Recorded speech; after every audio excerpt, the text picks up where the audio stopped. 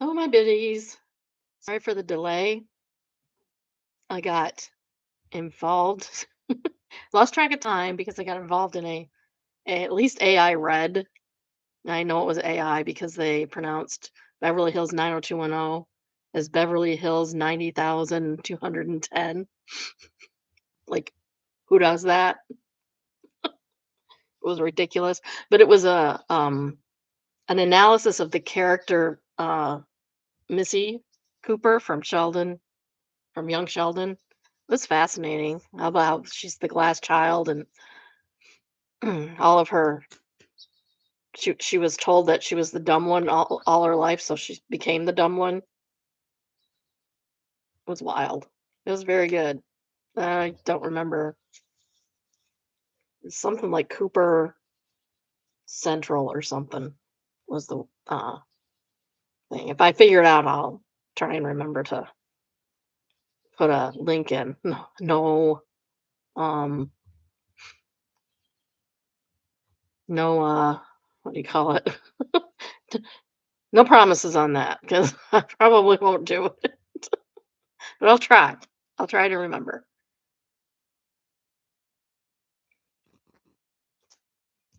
Just watch Without a Crystal Ball. It's scary. Like, wait, what is this? No, back out. Nope, not happening. Apparently, there's another crystal ball. It's not Joy from Without a Crystal Ball hanging out. I found that out because I got confused with my husband. Oh, what else going on? I was going to go shopping this morning, but I didn't because I woke up at 4 o'clock with the worst migraine. It's still kind of there, but it's just naggy and not worth taking medication for. I don't like to over medicate. If I had still felt at 8 o'clock the way I felt at 4, I would have been meted up. But it's still naggy. It's wet outside, which always bothers me. Um, I really should move to a desert, to be honest. Um, but yeah, so I'm not feeling my best. So bear with me. What I did do is I don't even know what I did. My brain's confuzzled. No, I did the 7 Little Johnsons for you. So I should put that in the notes or in the shoot, where is it? Oops, to do that. Here it is.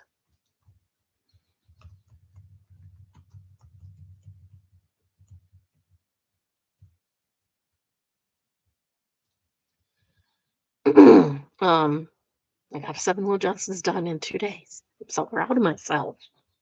Um, Also helps that my husband's working on a project and he's leaving me alone.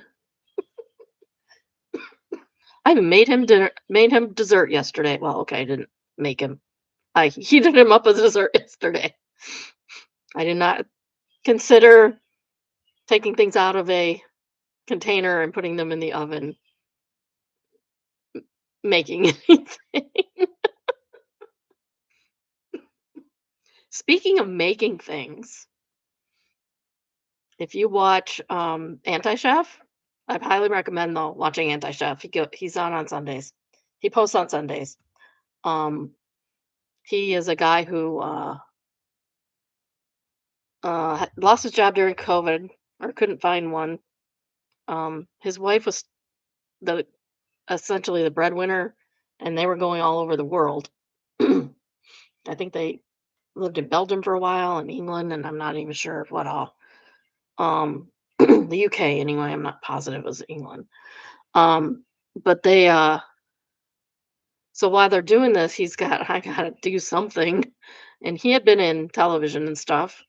Um, she says, "Well, I know you want to do videos." She says, "And you cannot cook, so you should start cooking videos." And they are hilarious because he does not know what he's doing. Even at 6 years in, he still messes up. He So he did some fancy stuff out of some weird fancy cookbook, I guess. I can't remember exactly what it was, but one of them was some kind of cheese a savory cheesecake. So it says use cheese crackers for the base, and he used Ritz crackers. It's like, "No, dude, that's not the same thing. It's not gonna work." And it didn't. It fell apart. Also, he used too many crackers, like, why would you do that? Like, dude, come on, you're just messing up on purpose now. Like, dude, you're just doing things on purpose to mess yourself up. Stop it. Go back to rolling cakes because you can't do that. Not that I can, but he can't either. Actually, I've never even tried to roll a cake, to be honest.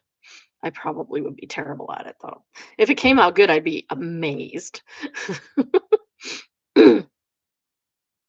Back in the day, Martha Stewart's daughter had a show for a while, and if you can find that, check it out because that was funny. They would take something, some either I think it was mostly decorations or something like that, some kind of handicraft that Martha did, and try to recreate it. And Martha Stewart's daughter would do it perfectly every time, because she learned from her mom and her best friend. Total disaster. I'm like, I want to do that with my best friend because it would probably be the same. I want to take a fancy dessert and like do it with my best friend and my daughter separately. You can do it separately. I think that would be hysterical because I'm not good. I am not good at drawing or anything. I'm creative, don't get me wrong. I can put a bunch of flowers together like nobody's business. I can match colors like nobody's business, but I cannot draw a straight line. I know my strengths. So, we do have Seven Little Johnsons, and it is entitled "It's Giving Bridesmaid."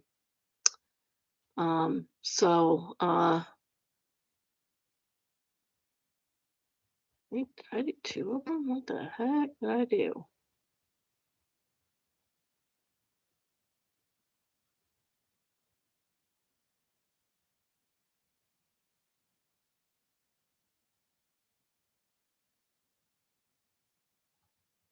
Oh no, I know what I did. I watched another one. That's what I did. So I'll have another Johnson's for you tomorrow, and maybe even a Plathville because they're back too. Man, I'm worried about Kim. She's gained like a lot of weight, like way too much weight in the time since we last saw her to now. Like I'm worried that there's something, like medical going on because that ain't right. It's too much for just overeating. You know what I mean? All right, so Seven Little Johnson's entitled "It's Giving Bridesmaid." The flight they were dreading to San Diego was fine. Liz says that Leighton slept and played a lot and ate a lot and was a very easy flight. We already read this, did we not? I am going insane. We read this.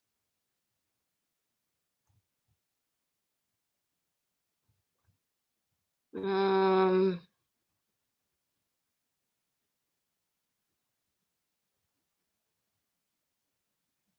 the Blue Style Dance. I don't think I finished the other one. Okay.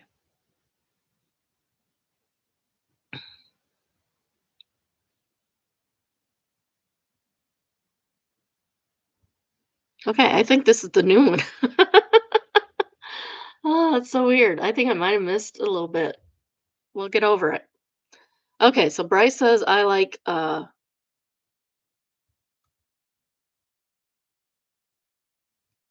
they get home so that Amber can plan the wedding.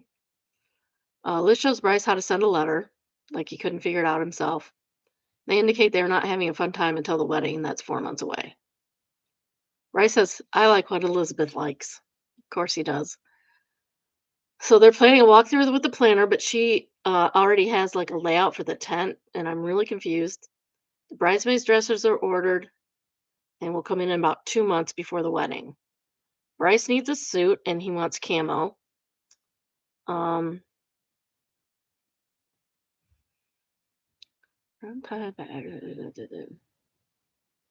okay, here we go.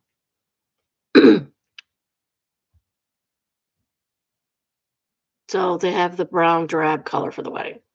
Liz expects to have 5 weeks to get her dress altered by the family seamstress, and she doesn't want her to rush, and then accidents happen to the dress. Does she even trust her seamstress at this point? Plus, she's realistically had eons to buy a dress because she knew Bryce was going to ask her to marry him. So she could have bought a dress already, or at least been looking and know what she wanted. Like I know she kind of looked, but she didn't try anything on, or even look at it in person.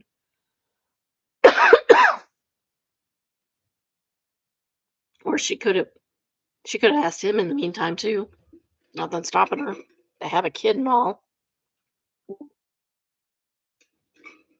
Um, uh, so I don't know why she waited so long and then had the shortest time ever to get the dress ordered. For average height people, 6 months would be fine. I mean, it's fine, but it's still cutting close. But they can buy off a dress off the rack, and if push comes to shove, like my daughter did. She bought a dress right off the rack. She didn't even have to have it altered because it fit her perfectly, which is wild. I mean, but even that, like that was, and figure out that was October, and she got married in April. So they were saying that when we were looking at the one place where we were going to have to order from Hungary, because that's where all the wedding dresses come from, apparently. Um, they're all handmade stuff, so that makes sense. That's going to take a while. Um, she may not have it, but Liz is going to need like major alterations. I don't know. Um,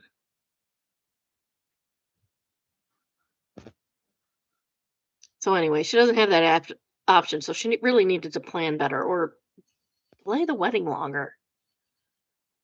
Bryce said he'd marry her in what she has on, which is a nasty looking khaki tee and unmatching khaki shorts. Um, I wear nasty looking clothes at my house. Not gonna lie.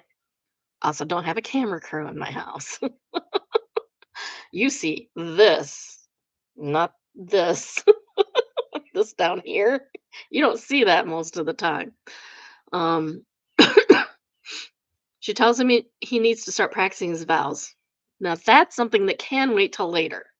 He says he's nervous about it, and she complains that he agreed to it, or maybe even suggested it.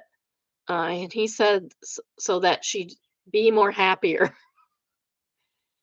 She then exclaims that he's focusing more on her than us. Girl, this whole thing has been about you and you alone. Bryce has had no say in anything. That's why he's keeping his mouth shut and trying to make you happy. You got a catch and you can't even treat him right. Then he says he figured it'd make him more valuable to my wedding, and she laughs at him.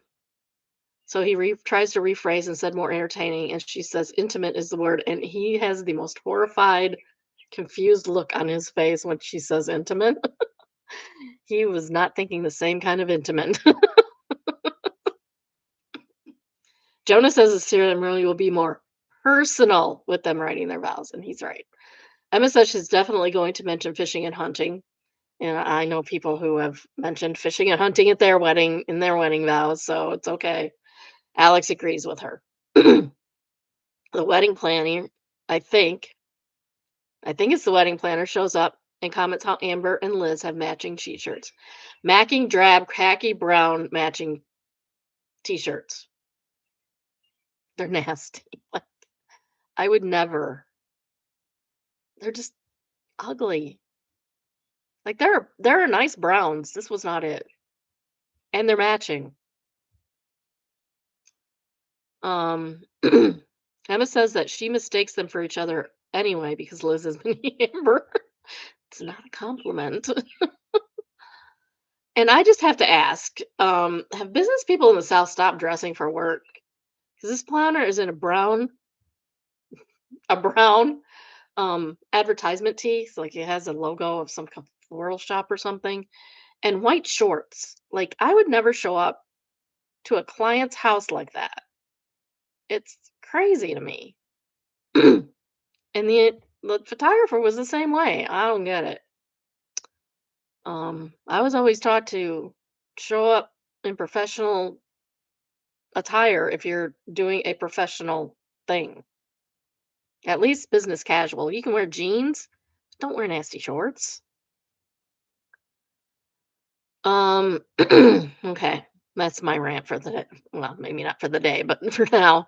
They're talking about taking trees down for the wedding, and I just cannot with this. Trent agrees that one needs to come down. And honestly, that one looks like it's on its last leg anyway. But he says this is a beautiful oak and that's a sweet gum.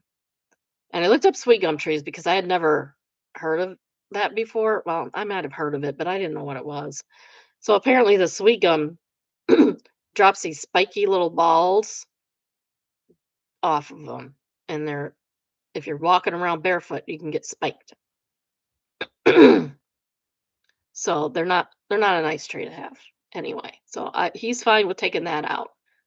Um, Amber says to take both of them out, so I think she hates even the trees. Uh, Trent says, I guess a 2-hour wedding is worth more than a 50-year-old tree. And taking trees out is expensive. I'm not sure they're saving money on this, and you'll see why in a minute. Trent's measuring out distances in football fields for us because apparently we don't know what feet and inches are. Amber says they need to bring in a lot of equipment. Again, money. Where is it coming? Where's the savings? Not sure. Trent says he's planning on putting flagstones around the pavilion. Yet another cost. The wedding planner is way too excited about the bar. Way too excited. Apparently, the bar goes around the tent pole. Like this is supposed to be some kind of big deal. She's got different levels. It's so weird. It's so weird. Uh, so they're practicing like walking down the aisle. Trent walking Liz down the aisle, and he is too short to do the regular escort arm hold with her, and suggests holding hands. And Liz says she cannot hold hands with her father, and complains that she's going to have to wear flats because she's taller than her father. And if she complains that if she wears heels, she's gonna tower over him. But then she'll be too short for Bryce. She gonna switch her shoes at the altar? She just switch her shoes at the altar. Trent previously suggested a platform for the ceremony, and Liz didn't seem to realize it was for the ceremony. Not sure why else you would build a platform. Liz calls Trent daddy, and he corrects her to call him dad. That is creepy. Like, I still call my dad daddy on occasion, and my daughter still calls my husband daddy on occasion. Like, what is wrong with a kid calling their father daddy? It's weird. It's weird. Anyone else concerned about that? Because I find that concerning. Amber says when Trent has his mind set on something, he has tunnel vision about it. He says perhaps he was left off of 72 messages, and she accused him of not listening or paying attention, and he is giving her the bombastic side eye. Amber's being Amber. That was on the couch, and then they go back to the field, and Amber's just being Amber, and Trent says he doesn't like the way she's being. Hmm. Do we see some cracks in Trent's stoicism? I hope so. I hope so. Because she's just being Amber. She's like that. He's fine with her treating everybody else like that, but when he comes to him, he actually makes a comment about it. Like you see her every day treat other people just like she's treating you right now, but you only have a problem with it when it's with you. On the couch, Trent says, "If we're not having ceremony on top of the hill, why are we in this location? It's the most uneven piece of ground in this 3-acre field. Al Trent says he wasn't planning on building a platform, but he just said he was. It's one I heard him. So where I don't know where the idea of the platform come, and why is uh, Liz wants an arch so desperately, but it's not going to be on the platform. So I'm really confused. I'm really confused. Um, oh, I guess I didn't finish this one either. What the heck? What the heck is wrong with me? I swear I did finish one. When asked his opinion, Bryce says he's just going with whatever Trent suggests. Bryce, uh, Trent suggests Bryce hide in a camo tux in a tree blind and come out and reverse his jacket and show up for the ceremony, which would be cute. Liz says she needs Bryce to focus because obviously she doesn't know what a joke is. Apparently, um, then the wedding planner asks if they have power and water out there, which they do not. So even more money. Where's the cost saving on this wedding? And that's where it led. I know. So maybe I was right. I get confused because sometimes I watch ahead. I watch it. I try to watch it in the morning and then do my notes in the afternoon. But I try to watch it so that I know what's going on. Oh, and I gotta erase this so I don't get confused again. It felt like the second part of that felt like a whole different episode. Maybe it's just me. I'm having a hard time. Oops, I don't need that. All right, and then we get into our Reddit reads. The first one is from Murdered by Words, and it is entitled "I Still Have All My Rights as a Woman."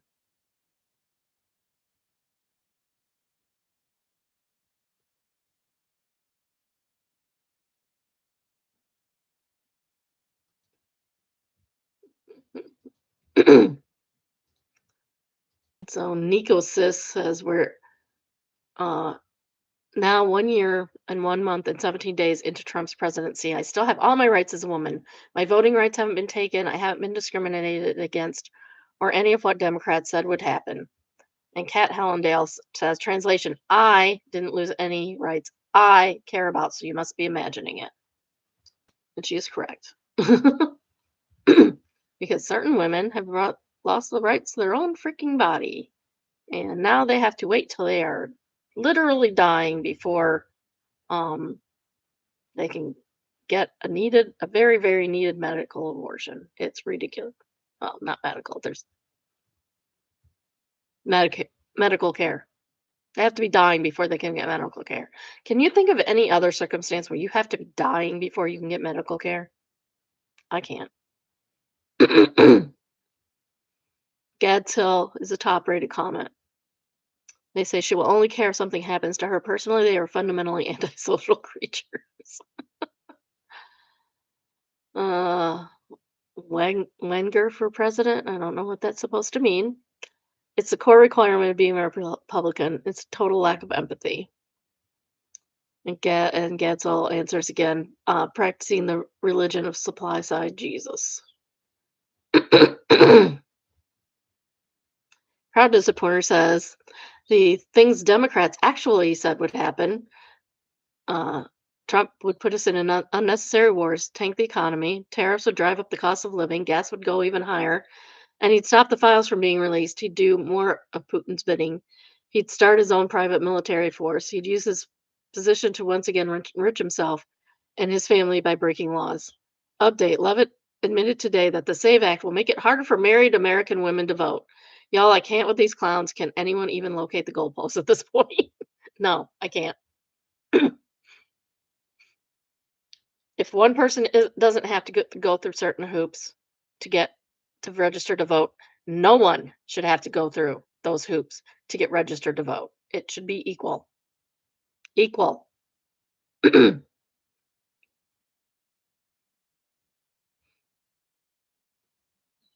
And the Jazzy is a third top rated comment. That's because the SAVE Act hasn't passed yet and hopefully won't pass. Yeah, I'm hoping it stops in the Senate. Um, I guess the rights of all citizens who ICE has kidnapped don't matter, eh? Yeah, exactly. And there have been quite a few, actually. Back to Arches National Park. The bad review today is from Soren, and it says the park is too busy. I have been coming here for the past 17 years, so I have seen the changes. This and Zion are my favorite parks. But this permit system is a joke and a cash cow at the same time. It's not. It goes back into the parks. You get that there's maintenance and stuff for the parks, right? It was supposed to introduce to reduce the numbers of visitors in the park. Yeah. Well, that has not happened at all, which makes me think it's more of a cash cow. No, they have a limit. You know this. You know this. We were here before 9 a.m. Couldn't park at Balanced Rock full. Went to Delicate Arch full. Went to Devil's Playground full. This was in September of 2022. Went back to Delicate Arch, still full. Went back to Balanced Rock, got last space. Decided to leave. What time? Before 9 a.m. Decided to leave as the whole experience was not good. I don't think I will ever go back unless they can sort this. Yeah, one thank you. It's insane that these people think that the park is supposed to be. The reason they did that was because it was getting overfull. What do you think was going to happen? This can still get full. They're still letting enough people in for it to be full at capacity and not over capacity. I bet you complaining before too. Next is what should I do? And it is entitled "Got Me Eyelid Stuck in a Zipper." It looks painful. It looks painful. I don't know if the message is visible, but I got fake babe hoodie from a fellow peer and somehow got it stuck into my eye while trying to unzip it. The suffocating and struggling of pulling it up might have been a sign. Oh, and you gotta see it. That does not look comfortable at all. It's like it's zipped there. I don't even know how that happened. That is wild. That hurts. That's gotta hurt, man.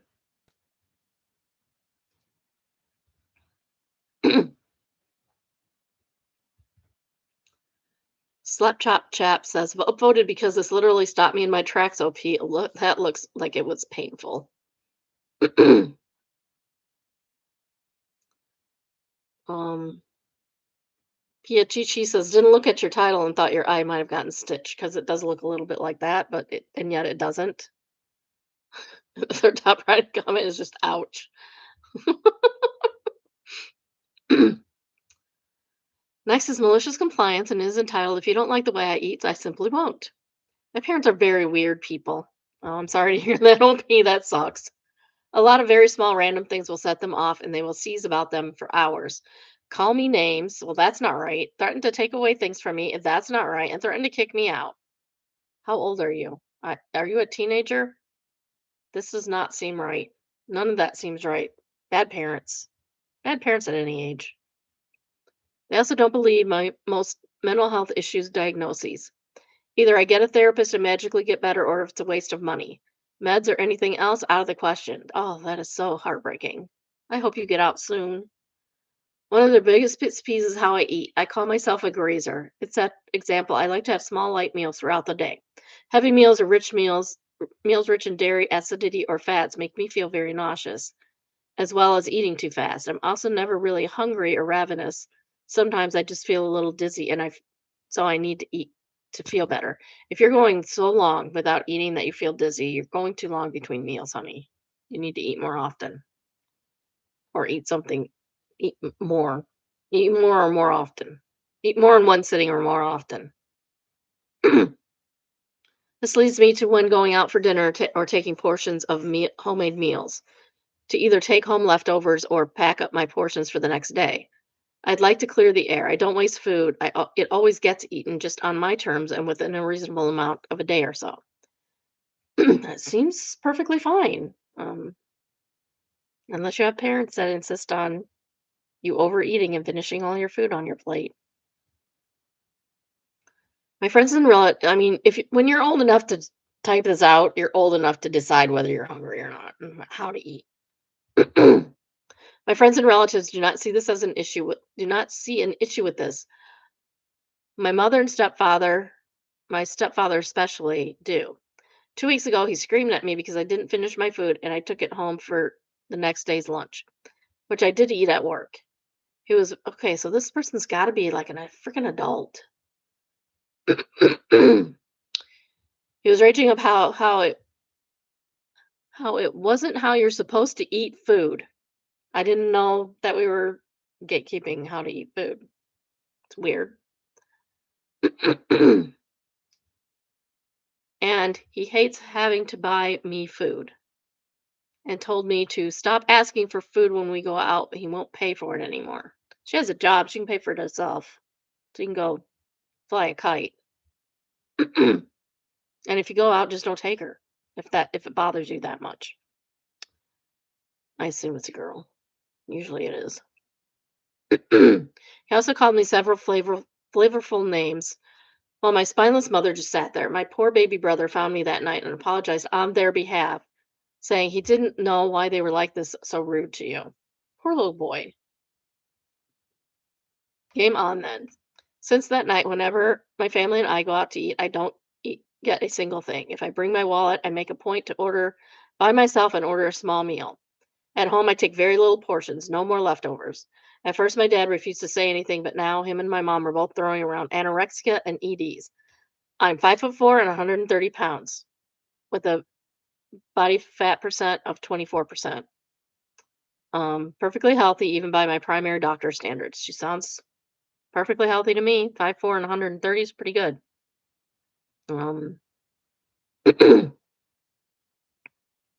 They're furious now, saying I'm making them look abusive when we go out, and that I'm an immature bitch. You you are abusive. She's not making you look anyway. You're abusive. You brought this on. This is what you asked for. Parents drive me insane. I swear. Some parents drive me to drink. I just point out that I'm doing just what they asked, which usually gets them to leave it alone. I have my own car, as I mentioned before, my own job, and thankfully that pays well. I'm not starving by any means. I just make a point to take none of the food they offer, outside or homemade. Sounds reasonable to me. Sandwich Crusader is the top rated comment, and they say they're upset because they're trying to control you and you aren't playing their game. They're mad because you're making it look like abuse. If it looks like a duck and quacks like a duck, there's literally nothing wrong with how you eat. Tons of people eat that way and are perfectly healthy. Many doctors and nutritionist experts agree that is arguably a more healthy to graze than to eat three square. If you press what is wrong with you, you will get shallow nonce answers the shift before they shift the goalposts, all while escalating. Take this opportunity to consider moving out and possibly go in contact. I agree. You need to get out of there, girl. You need to get out of there. If your job pays well, you can leave. You don't need to put up with this nonsense. Kim V says, I'm jumping on the top comment hoping OP sees this. No contact, as mentioned, or very low contact with gray rocking. Look it up. It will be a lifesaver in so many situations. And plan your escape. They will be at you forever unless you leave. They continue and threaten your independence because they lost control. Finally, please go to r/raised by narcissist. You will get so much from there. The best. Ivory Paint is the second top rated comment. And they say, two things. I'm proud of you for taking power back where you can.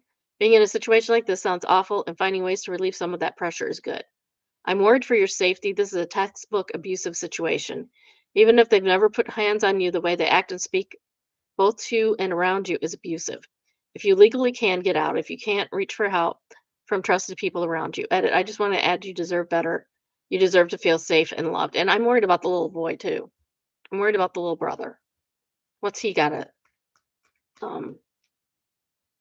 what's he going through? Because, I mean, they could just be picking on the one, because that happens a lot. But but if she leaves, um, then they all have him to pick on too. So you got to worry about both of them. It's really sad.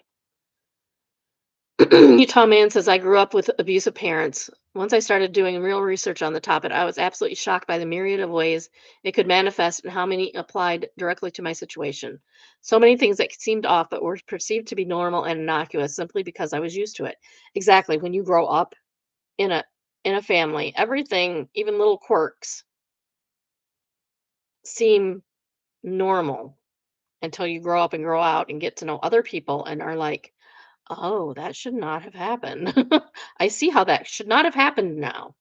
Um, and sometimes it's minor stuff. It's not abusive stuff even. It can be just little things that your family does that nobody else does, and that's okay.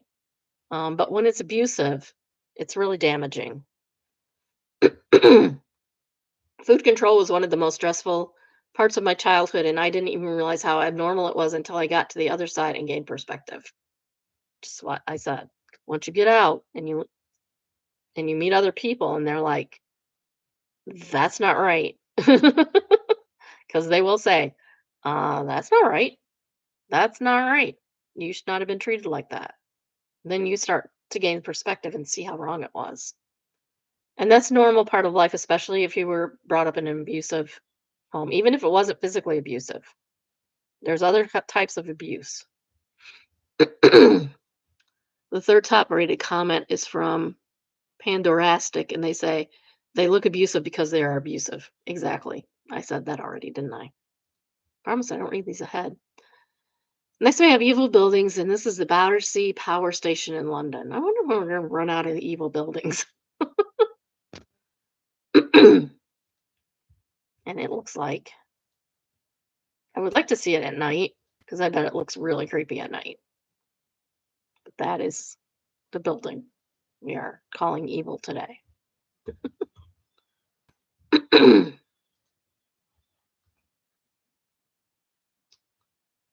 Brat Mobile says, wait, is this on the album art for Animals by Pink Floyd? And somebody says, yes, it is. Y'all need to watch Children of Men. Battersea is a true evil building. I gotta watch that again. How am I supposed to remind myself to watch that again? I guess I could do this. Hopefully it won't disappear. It's the right one? No, it's not.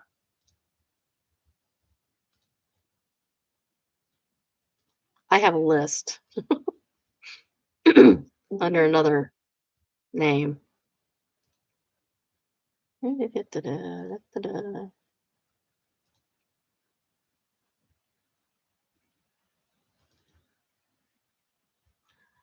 gotta remind myself to watch that again.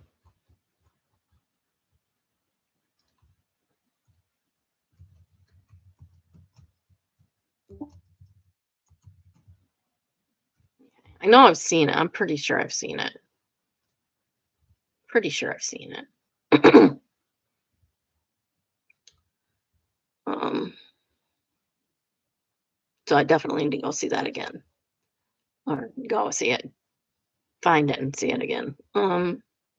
Dizzy Mind says it's beautiful. Another Animals album cover reference. Uh, Yurland, way to tick. I've bombed these buildings in Red Alert 2. Have you ever played Red Alert 2? I have. I've won a lot of Red Alert 2 a couple times. So this design they used as a power plant is pretty cool. Correction, it was Red Alert, not Red Alert 2. It was Red Alert. Yeah, it does kind of look like something I vaguely recall. All right, next is AITAH, and it is entitled AITAH for wanting to advocate against our neighbor's sex offender son moving in. I'm not sure you're allowed to do stuff like that. And I get the issue. I get the issue. Trust me. Our neighbor's husband passed away a few days ago. My husband and I went over to offer condolences because we had been pretty close with him over the years. During the conversation, his wife mentioned that her son would be moving in with her soon because he's getting out of prison. Later that day, we looked him up out of curiosity and found he's a registered sex offender with multiple violations involving minor children. This immediately made us really uncomfortable. We have a young child, and there's an elementary school about a mile from our house, and the neighborhood is full of kids who walk to and from school, ride bikes outside in the yards, etc. My husband spoke with her again and asked if she planned to tell the neighbors about the situation. Her response is that her son was framed and that she shouldn't have to tell anyone because she lived in this neighborhood first and has lived here for years. Ma'am, your son is a criminal against children. I think they have to tell people. I guess it probably depends on what state you're in. I feel like in some states, at least, they have to notify neighbors that there's a sex offender, but they can't make a move. I don't know. They have to be a certain way from a school, but I'm sure a mile is far enough, you know. That response made us honestly even more uneasy because it doesn't sound like she takes the charges seriously or plans to be cautious about the situation. Is her name Michelle Duggar? Asking for friend. Is that Michelle Duggar? At the same time, he's not out yet. He's not out for another 3 years. At the same time, I feel conflicted. She just lost her husband, is probably going through one of the worst times in her life. We are much closer to him than her, but I still feel bad adding stress to her life right now. But I also feel like the safety of the kids in the neighborhood, including my own, matters more. We don't want him moving in next door, but also realize we probably can't legally stop it. So AITA for being upset about this, not at all, and wanting to tell our other neighbors so that they can at least be aware. um, Green Scott Grotto says you are NTA and should inform people. And while you can't block him from moving, I would inform the school as well. And OP says I didn't think about telling the school. Flippy Squid says sex offenders have to register their address. Usually have to register. No, they always have to register. Sex offenders have to register their address after getting out of prison and are often restricted from being within X distance of school, daycares, etc. If he moves in and isn't listed on the sex registry lookup, I'd reach out to local police and see if they can find out whether he's violating any release conditions on supervised release. And has a certain amount of time to do that. If he's free and clear to live wherever he wants, he won't be. If you sex offend with a minor under the age of 13, you are a lifelong sex offender. Period. End of story. Lifelong, no matter what you did, lifelong. If they were over 13, there are limitations. Sometimes it's 10, 15, 20 years. But he will be for a certain amount of time, even after he gets released, and even after he's off of probation.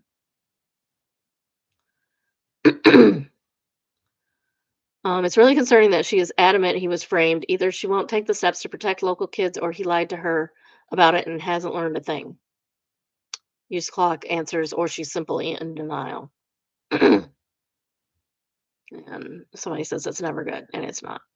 Second top rated comment is from Equal Illustrious. Please remember to speak to your child about safe touching and bodily autonomy and let him know who the safe adults are in your community. Repeat as necessary, and don't let him have any contact with the guy next door. That's what my parents did when we were lived next to a sex offender when we were kids. Like, you are not to talk to him. You are not to say hi to him. You are not to go over there. We ended up going over there a couple times anyway because his mother was really nice. But she wasn't in denial that he was a sex offender though. um she was really, really old. She probably wasn't that old. I was a little kid. She probably was like my age. But she didn't have like in the 60s we had washers and dryers, but she still had the old crank 'em outside wash tub thing. Probably that didn't help the perception that she was really old. Um, I wouldn't personally give the child information that may be scary and careful about them overhearing conversations about the predator next door. Also, snatching a child is the least favored method. He's more likely to abuse a child that he has access to. That's true. Um, feeling fearless, our feeling says my parents found out our neighbor in our duplex was a pedo. He was a 30-something-year-old man living with his mother. Man, this is a pattern with these guys. Why did they all live home with mommy? I was a child, they told me he went to jail, what he went to jail for, and never to go over there and never to visit with their puppy. They didn't tell me anything graphic. Exactly, that's what my parents told me too. I wasn't afraid of him, I just avoided him and him me. My father also talked to him to let him know he knew. There was no reason not to tell a child the truth that would keep him safest. Exactly. Jittery Raccoon says, I would tell them an age appropriate version of why they can't talk to that man. A sex offender and his family moved next door when I was a kid. They were supposed to talk. We weren't supposed to talk to him or spend time with the kids, but nobody told us why for a long time. And it was just because the kids, adults said so. But adults say not to do a lot of things, like not run. But it's okay to run sometimes too. I had no idea he was a dangerous man. And if he started talking to me, I would have been way more likely to be polite and hide it from my parents to not get in trouble than to not talk to him out of my own fear. Sometimes fear is a good thing. That's exactly. Green Grotto says, he hurts children. That's all they need to know. He hurts children. Don't go near him. He might hurt you. They don't need to know the details. We knew what he did. We knew he was a child molester. We didn't know what that meant. Found out what that meant.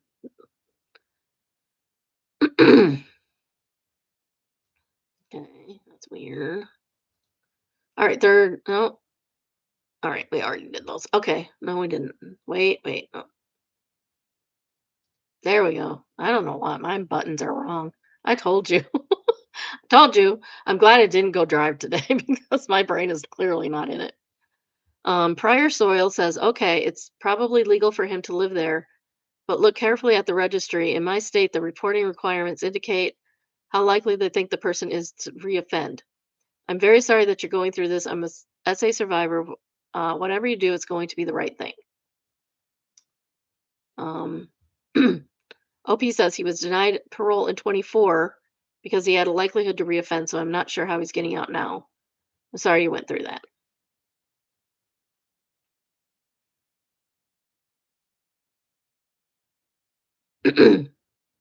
Working on it says if he finished the sentence with or without good behavior, they would have let him out. Yeah. He has to be he has to be let out at the end of his sentence. And sentences for child sexual abuse are not long. They're not long. They're not nearly long unless you live in Florida, and then it could be life. So depending on the state, and very, very few of the states have any long sentences for child sexual abuse. Or it's like kids don't matter any more than women do. Check the registry for information on his condition and be ready to have to go through the corrections department or criminal courts for information. You don't have to do that. It's all on there. It's all on there. He'll have a grace period to register at her address. That's true. And if TV was the first time he was convicted, he won't be required to register until he gets out. Right, exactly. Um, he may be on supervised release, not it's not parole, but he will still have restrictions as if he was on parole. My ex is like her son. Um, he may not be in contact with minors at all until his supervision is complete. That's how I know about good behavior registration and supervision. Cameras, yes. Google Map for schools, daycares, and community center parks. They're all covered under residential restrictions. Be careful about talking to your neighbors. Believe it or not, you could get charged with harassment if you send out mailers or flyers. Yeah, that's what I said. You really can't tell anybody else. But you should if you can.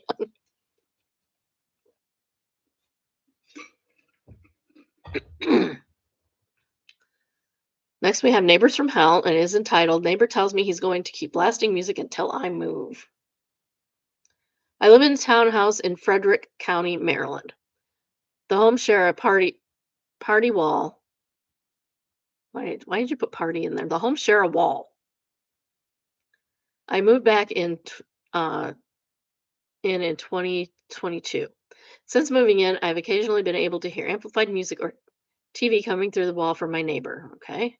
At first, I chalked it up to normal townhouse living. Sometimes it was bass heavy music from a portable speaker or a loud audio from their TV soundbar.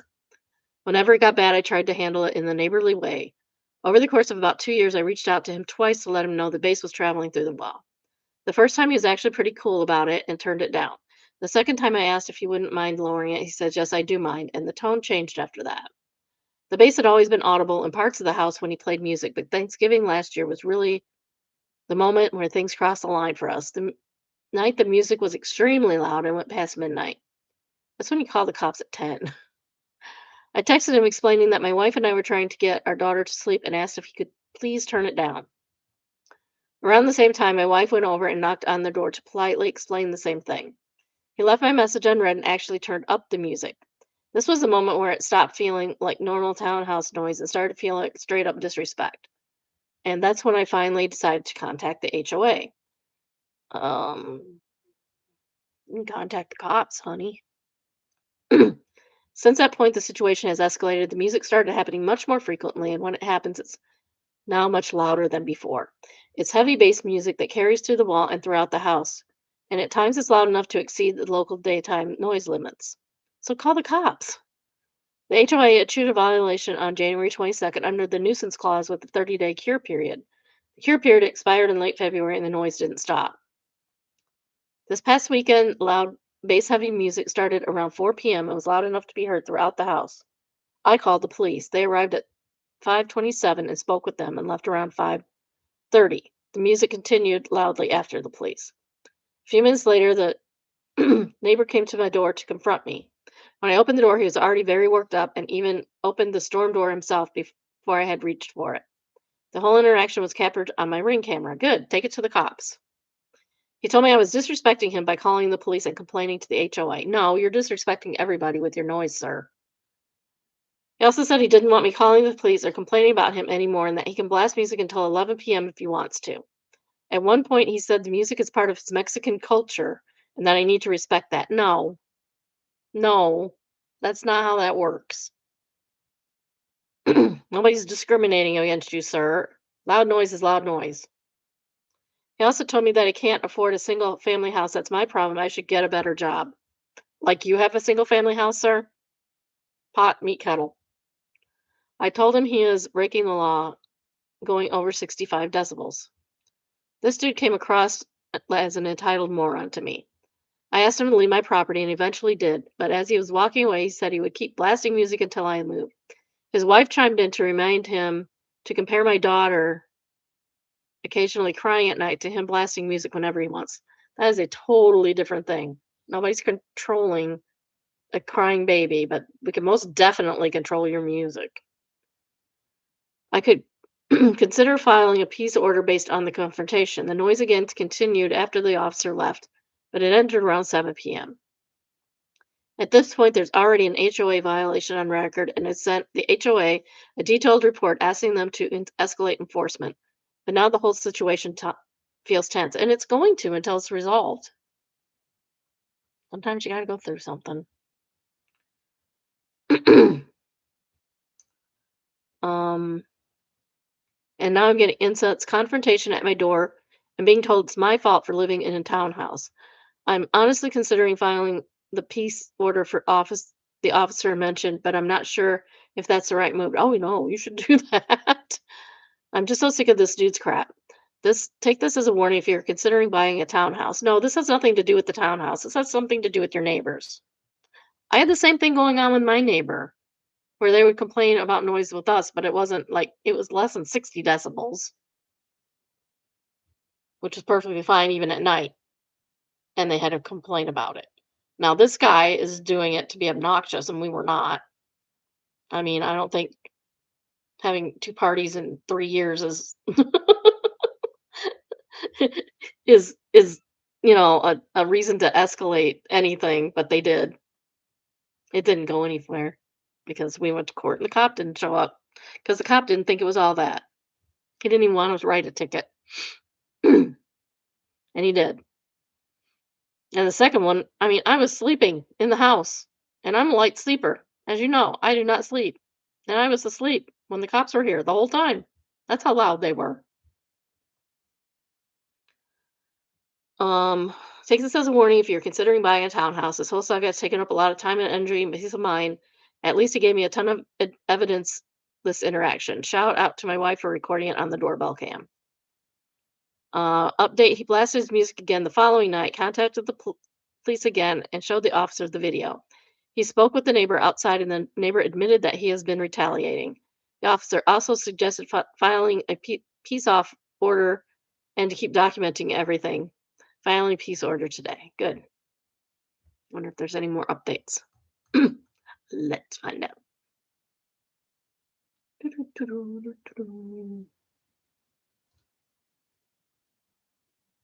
Yeah. Humbug. That's okay. There's more than one way to skin a cat. I have more than one way to skin a cat.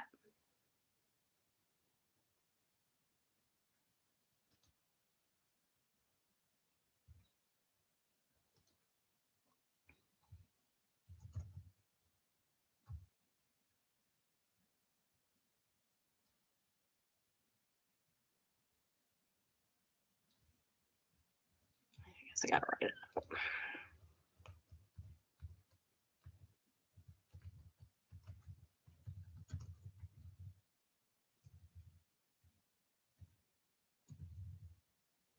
And I can't spell the thing.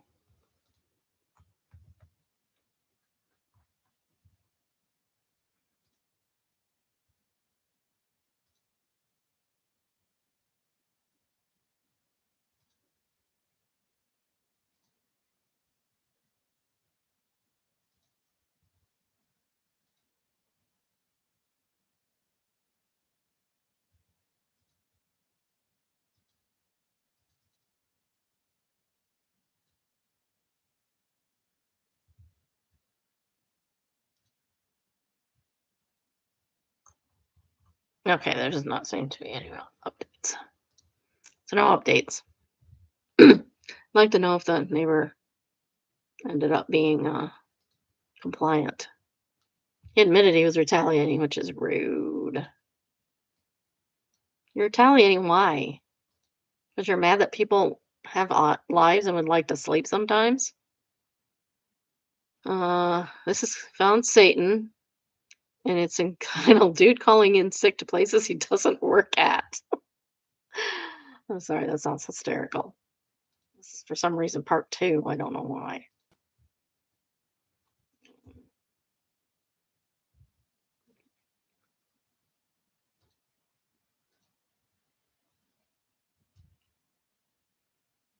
Yeah. Work in the store? Electronics. Electronics. Oh, so you're my associate at that.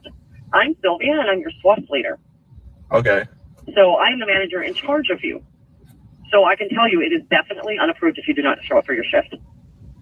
So I can't go fishing? No, you can't go fishing. It's just so nice out. Yeah, that's one of the responsibilities. Are you sure of the job. you can't do me one? Just this? No, I'm sorry, I can't.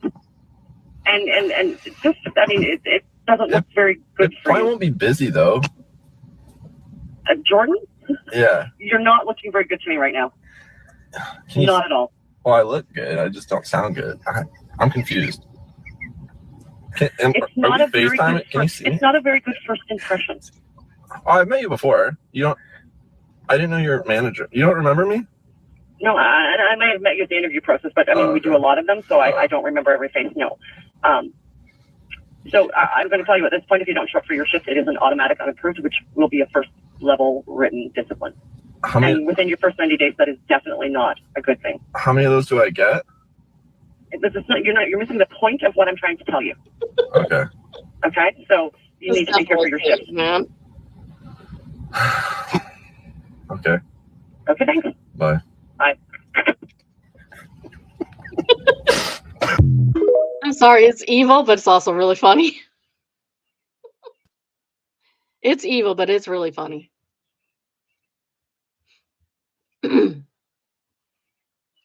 Top rated comment is Independent Bite. With management the way it is, too many stores, they don't even know their own crew, so this is funny. It is funny.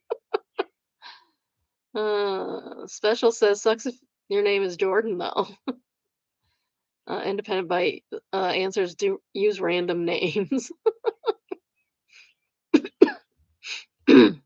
Which Jordan? Me. Wasn't me. I was here. Check my record. I would never have that problem. Miserable Lars says, when the shift started, he asked if Jordan had turned up, probably LOL. She asked if Jordan turned up, probably LOL, probably fuming and writing him up until she worked out that Jordan doesn't work here. Some poor guy called Jordan does work there and was genuinely sick and is going to get mega Karen when he turns in. Jamer Jerome answers, we had an employee in our company take a POS terminal home once. It's a point of sale. I have no clue why, but the company had everyone sign some new policy that they can't do that. Instead of addressing it directly, everybody gets in trouble. Our department was like, duh, we signed and faxed them in.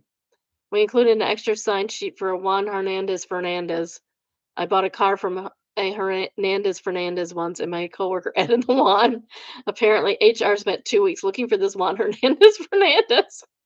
Made quite the company stir, and they were digging deep into payroll, previous applications, and emails. IT was even involved. Eventually, they looked back at the number it was faxed from. We were busted. We all got written up, but the story made our day, and it was worth it. That's totally worth getting written up for. That's hilarious. I hear Colors says, how many of those do I get? Crap had me rolling. Mr. Griss says, that real answer is more than one. Otherwise, she wouldn't have said one. I hear Color says that's the best part. She was like, "Damn, you got me there." No Bozo says I had this exact scenario play out when I was a dumb teenager working in a department store. I wanted to take a shift off for an Aerosmith concert. I was just planning on quitting or accepting getting fired. But when they showed me the whole process in the employee handbook, I was like, wait, the company has to follow all of this too, right? I was overcome with the feeling of malicious compliance and made them go through 3 written warnings and an appeal to some HR board before they could actually fire me. And I got the employee benefit of a free hot dog and soda from the lunch counter the whole time. That's really funny. Next, we have Just No Mill, and it is entitled Mill Wants Bill to Be Our Sperm Donor. My FH?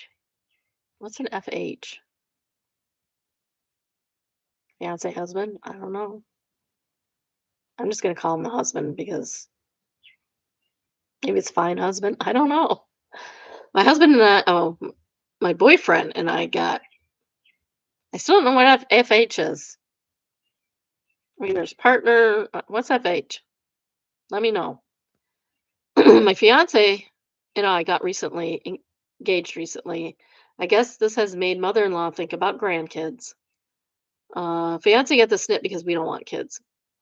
We absolutely have no interest in kids. Even if we did want to be some kind of parents to human children, we would be fostering.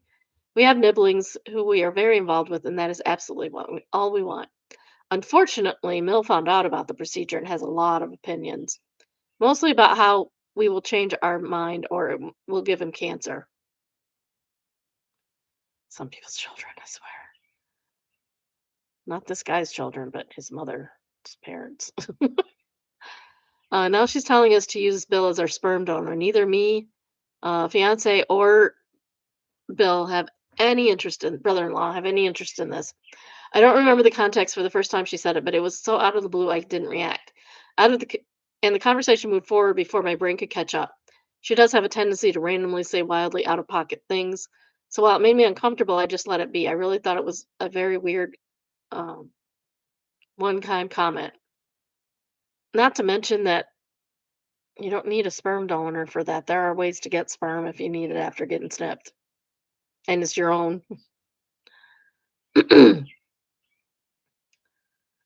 Second time later that day, however, was also in front of their family friends.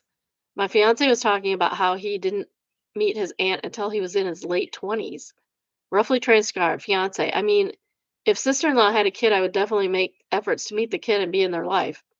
Mother-in-law, brother-in-law can be the sperm donor. Fiance. Still doesn't actually want kids. That was hypothetical. Mill, I mean for you. Brother-in-law can be the sperm donor so you and OP can have kids. Fiance, what? We don't want kids either.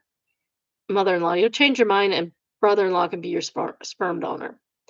I just sat there staring at her like she had 10 heads. The conversation moved on again as my fiance and his family are all used to the wild things she says and find it easier to just ignore her. Fiance and I have left the table soon after and got on our own. I feel gross. I'm so uncomfortable. I'm glad I'm already in therapy.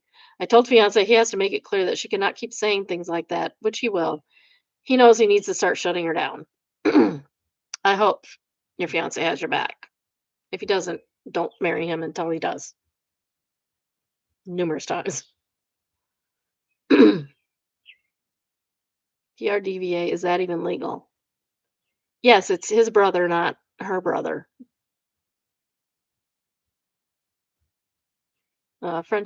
Friendly Rutabaga says, sounds like she's very grandkids obsessed. Emma says, baby rabies. Oh, it's so weird.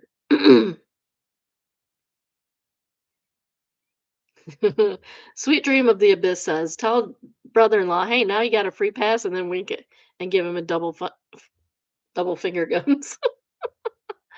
Or tell her the three of you have already been practicing. Only choose this option if you never want to speak to her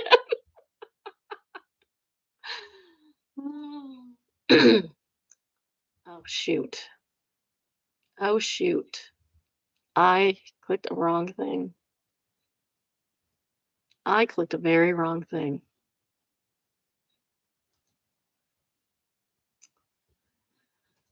Sorry, I gotta go find it.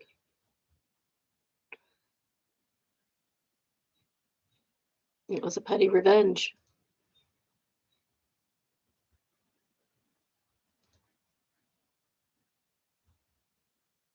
I'm going to just delete that altogether.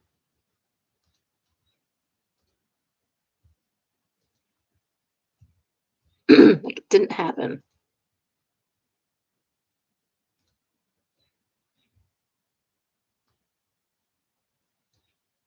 I clicked an ad instead of the article. Causing work for myself. I do pretty good. I don't do that very often. Okay. Next, we have Petty Revenge, and it is entitled Your Party Stinks. It really, really stinks. Years ago, I moved into a new apartment the summer after COVID lockdown started, so summer of 2020. The neighbors right across from me, our doors were mere feet from each other, were a quiet couple who I never heard making any noise unless they were coming in and out of their apartment and talking to each other. A month or two later, that couple moved out and a new couple moved in. The girlfriend was a super loud talker who didn't understand the meaning of indoor voice. Her speaking voice was so loud I could hear everything she was saying while I was in my bedroom with the door closed. Ridiculous. Everything was about her was obnoxious. Annoying laugh, overly extroverted, always talk to people on speakerphone, and constantly used her Alexa to do the most inane things. Her boyfriend was a typical dude frat bro type who loved burping really loud all the time, like a 9-year-old.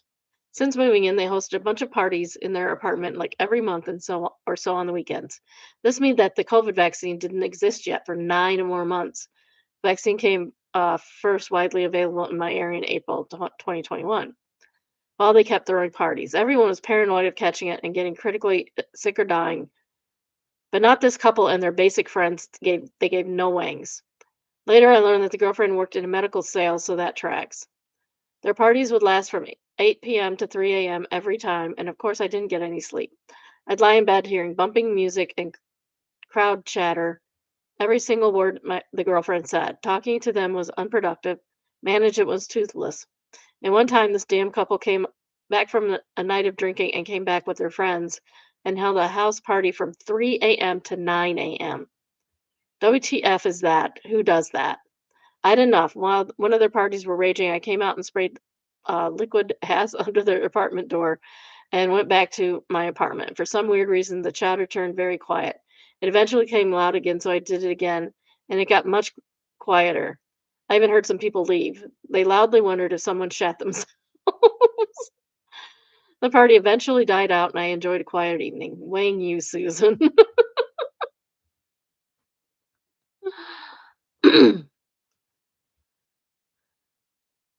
Candyland Canada says many places have a reasonable enjoyment of property laws. Exactly.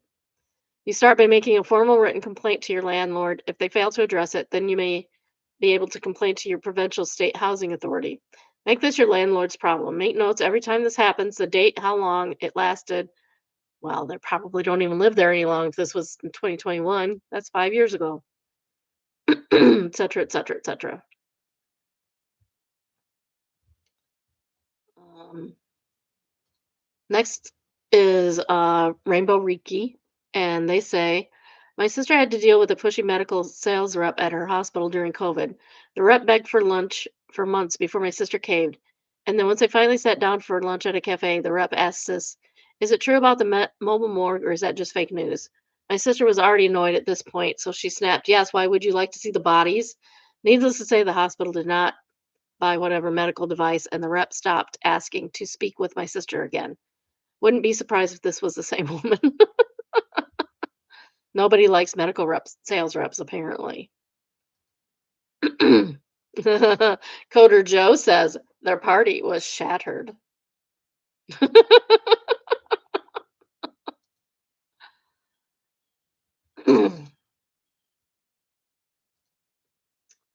Next, we have Am I the Jerk? And it is entitled AITJ for bringing a lazy dish to potluck when everybody knows I'm a professional chef. Professional chefs could get a break, honestly. They're cooking all the time. They need a break. They can bring the plates. Unless they feel otherwise. Plates, pop, whatever. Drinks. Oh, sorry. Oh, my back hurts. Probably from sleeping wrong because my head hurt. So I've been a line cook and then chef for about 9 years now.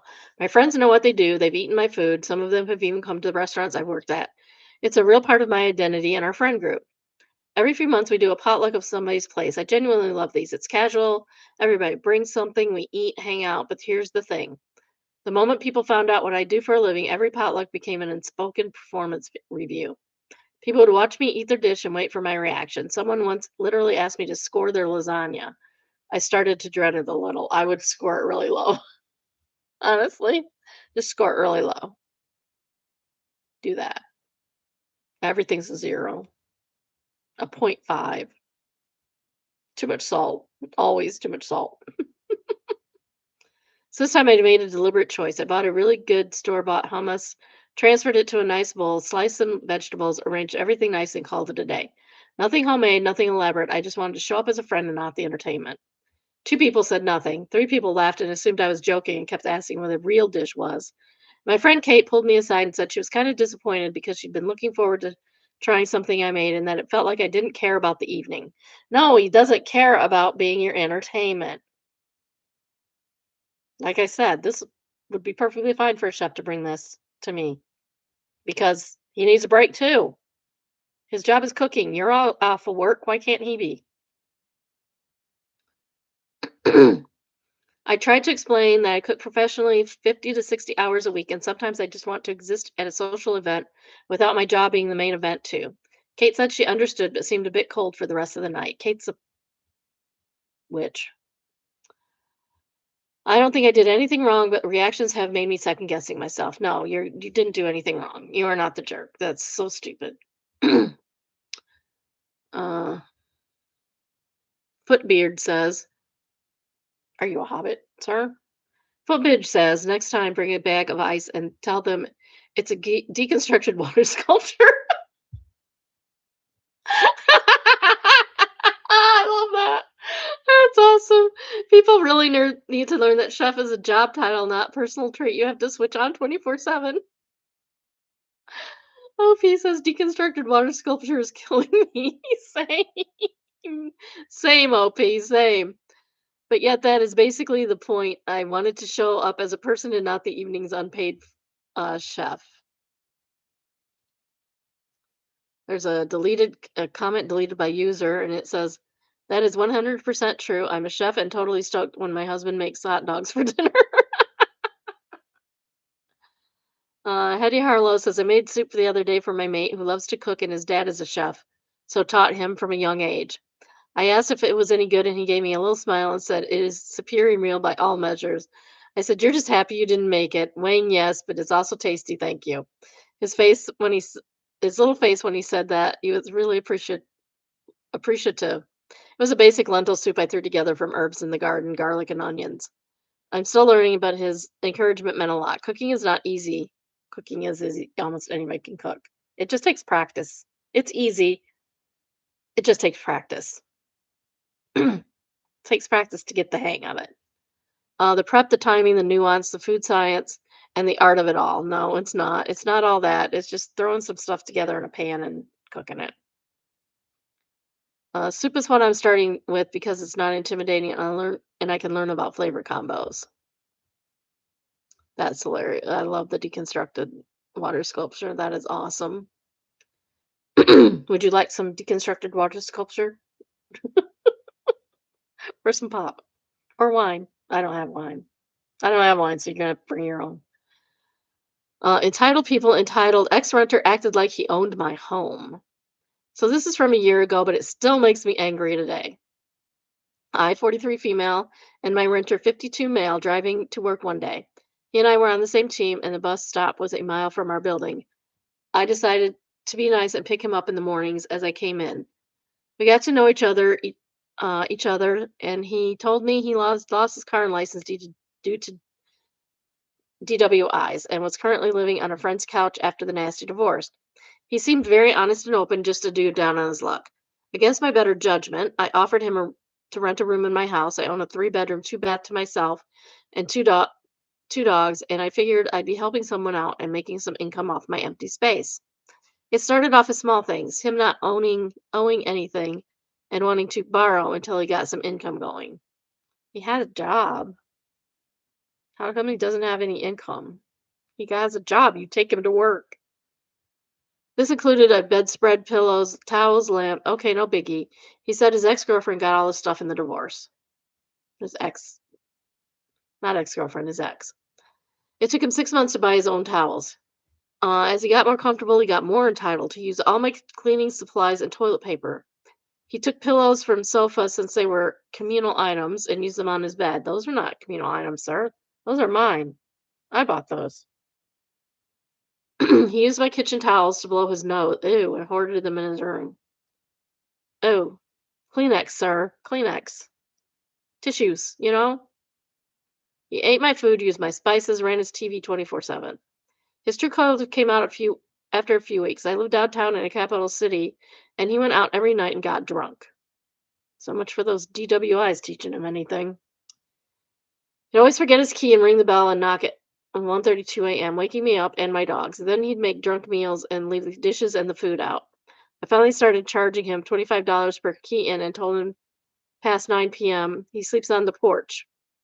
$200 later, he took me seriously. His behavior escalated more and more. I firmly reminded him he was overstepping and he was violating his signed agreement. He'd act remorseful and apologize and promise better. I kept it very professional. I never let him meet friends or hang out with him. He was a tenant, not a friend, and this was my home. It finally came to a head when he banged on my bedroom door at night, demanding I let him in and saying gross sexual comments. Oh, yes. I'd let him know I was canceling his lease and he was to leave in the 30 days notice. The next day, he got belligerently drunk and screaming in my face that I can't kick him out of his house. Sir? And he had a right to use anything he wanted in his house. No, you don't. You're a renter, sir. I went to my room to find he'd done it. Gone in and threw my stuff. I had 2 friends come over and told him to leave. He sat on the floor and refused to move like a child. His friend finally got him to pack a bag and leave. Next day, he came back saying he was going to sue me and send me a Venmo request for money to compensate for his emotional damages. Sir, these emotional damages are all on you.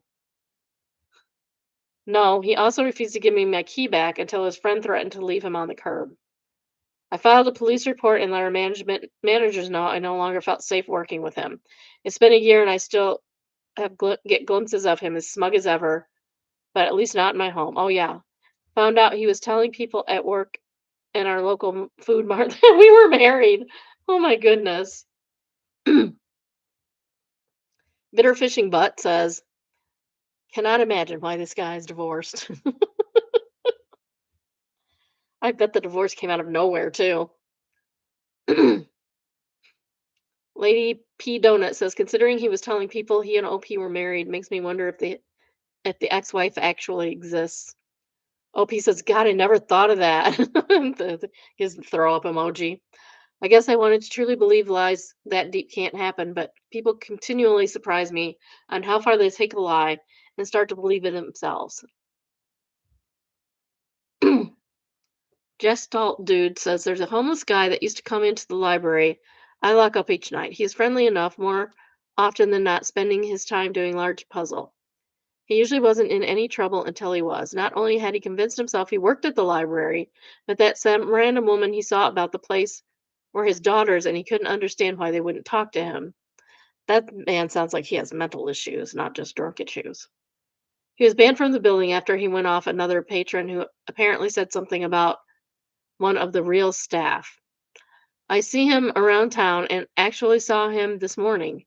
He's still waiting to get an apology from the people who, in his mind, are his former employers, i.e., the council.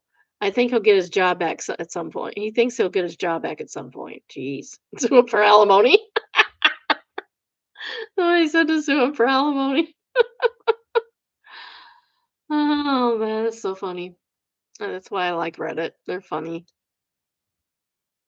Melina Blue says, honestly, the DUIs and nasty divorce were glaring red flags, identifying him as a likely jerk. And the third top rated comment is from Jim Trio, and they say, definitely an entitled jerk that guy is, and I'm glad you got rid of them. That's creepy. He told people you were married. It was very creepy. Very, very creepy. Next is expectation versus reality, and is reference fix versus the result. My hair is always a 50-50 gamble. This is beautiful, by the way. That's very beautiful. I like that. It's pretty. And what did we get? Oh, that's nice. That's a good job. Very nice. I love it.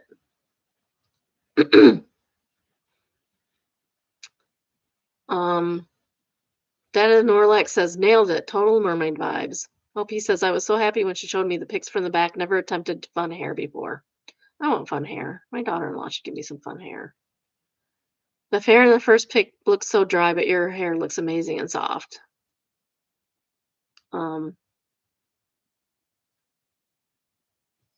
Cichlids are my jam. Cichlids are my jam. I think I used to work for this guy. He was a professor in the biology department. All kinds of cichlids. I just had to go around feeding fish for half the morning. It was an easy job. I got to do homework and stuff. It was great. They say your finished product is miles ahead of the inspection. Looks really good.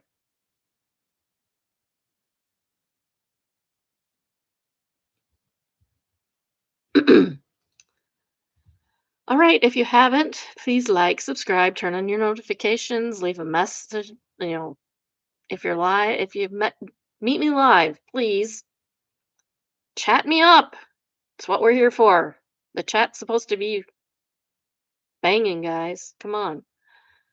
Or make a comment. Apparently, YouTube likes that stuff. Please. I try to go live at least 4 times a week, usually around noon Eastern time. I was 15 minutes late today because I got all into Missy Cooper. Tell your friends, tell your family, tell your enemies, tell the drunk down the street. If you have a story of your own, come across a good one in the wild, please send us an email entitled submission. If you would like an email link to the date's current live, send an email entitled subscribe. The email is biddybrunchbunch, all one word, at gmail.com, and the address is in the description so you can figure out how to spell it. Next, we have our real estate. Built in 1914, not wild, just pretty nice. And this is in Milwaukee, Wisconsin. Ooh. It's spendy, guys. It really spendy.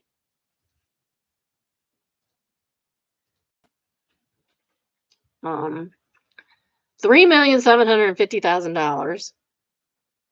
7 bedrooms, 5 bathrooms, 9,154 square feet. It's huge. Hugacious, as we say in our family. Oops, I didn't give a good enough view of that. Oh, it is right on the lake. That right there is Lake Michigan. Best lake in the country, if you ask me. It's not a lake, it's more like an inland sea. It has waves, enormous waves. And if you go to Superior, they can have a hurricane, even. Does he even have lakefront? Because there's this back here too. It looks like a castle. I want to live in a castle. That'd be fun.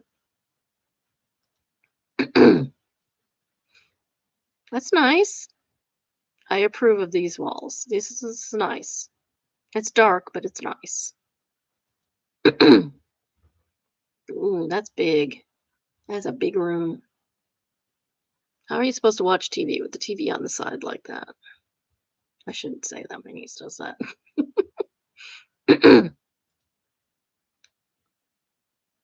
There's a lion. It wasn't even a TV, it was a lion. What? Oh, it's your upstairs wine cellar, apparently. The lion is still there, scaring me. The piano alcove.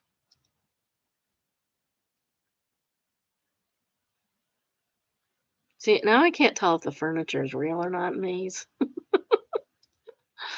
It does have shadows, so maybe it is. It's beautiful. It's a lovely house. Don't know if I care about the cowhide rug. That's more of a Texas thing than a Wisconsin thing. Is this supposed to be decoration? It's really weird.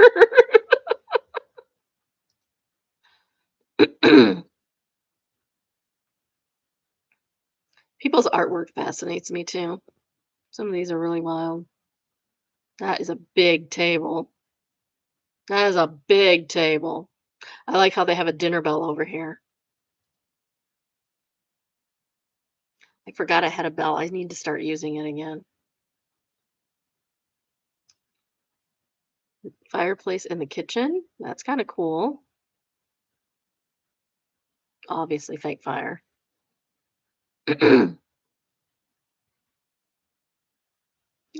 Decent. At least it's a triangle, like some of the houses. Butler's pantry. That's nice. Lots and lots and lots of storage. I wish. I wish I had lots of storage. Very old-fashioned bathroom, toilet at least. Makeup table there to put on your makeup.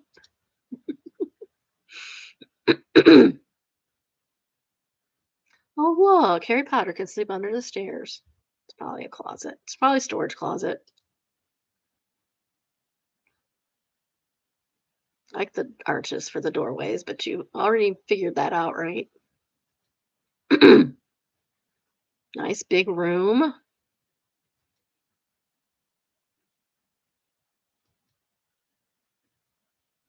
I do. Why is there a confessional in here?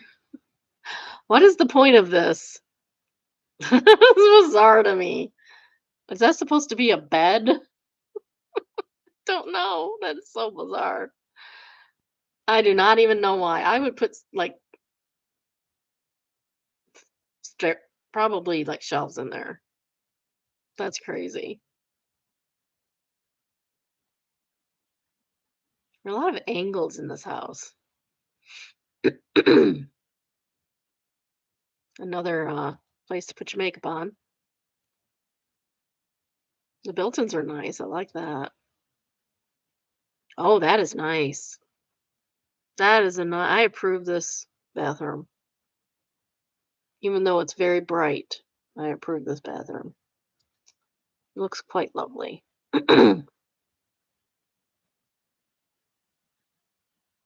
Interesting bed. I suppose you don't keep that though, so it's fine.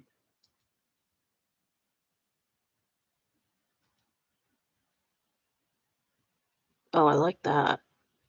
And I did notice that this is more of a, I don't know, porch area or hallway or something. This is definitely outside of the bedroom. It's a lovely view of the lake, though. Looks like a porch, or at least it used to be a porch. Nice yellow bathroom, or a nice yellow bedroom. Oh, the yellow bathroom. That's a nice bathroom too. Looks nice. Oh my gosh, that is way too busy. Holy cow. Somebody needs to warn me. Oh my god, I can't even. I can't. I can't. Oh, phew. I'm glad that's over. Thank goodness. That's not as bad. How come they couldn't do that in the other? If they wanted blue. This was like it's the nursery.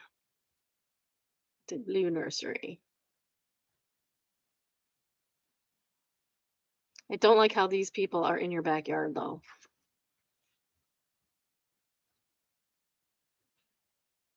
Oh wow, that is a nice patio area. Huge. Huge.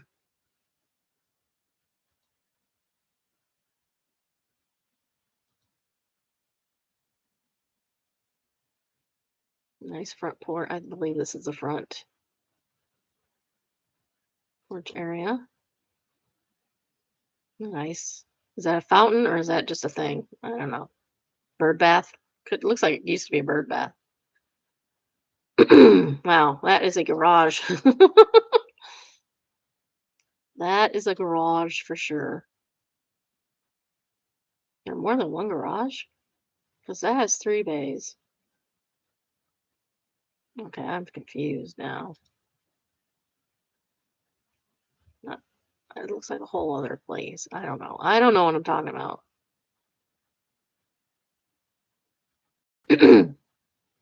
There's the beach. For bees. Looks like you kind of have to walk through a forest to get there, though. Oh, there it is in the winter. Not too much in the winter because the lake's not frozen yet. Lake does actually freeze. That must be all downhill because you can't see all that forested area from this angle up here.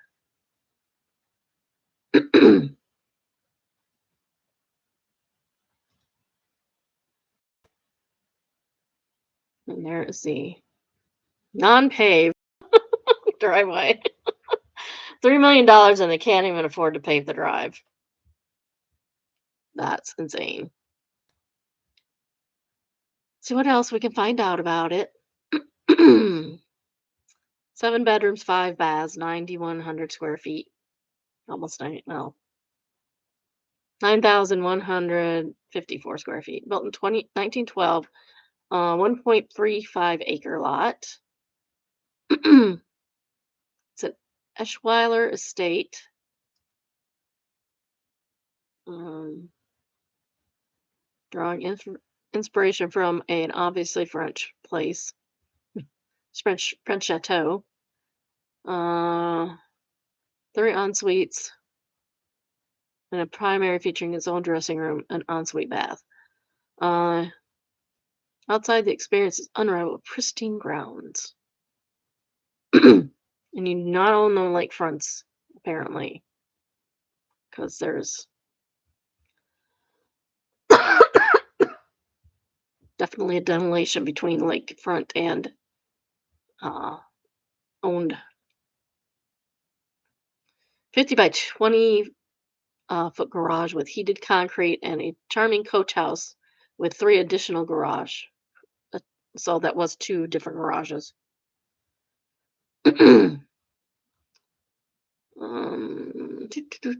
Gas forced air in floor radiant heating, which is nice. Multiple units, radiant and hot water also available. Central air in multiple units.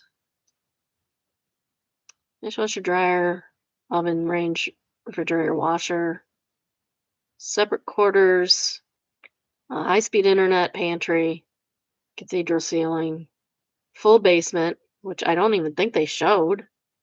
Full-size windows, partially finished walkout. They did not show the basement at all. What does the basement look like? How dare you? How dare you not show me the basement?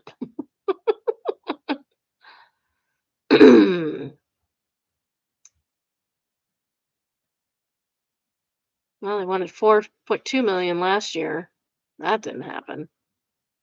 So they had to lower it. Taxes are $41,000 a year. So be careful if you want to buy a $3 million house in Wisconsin.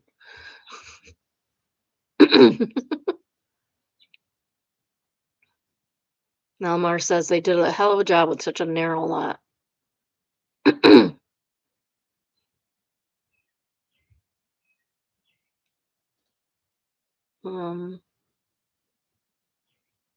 Their innkeeper says not bad at all, just need $3 million.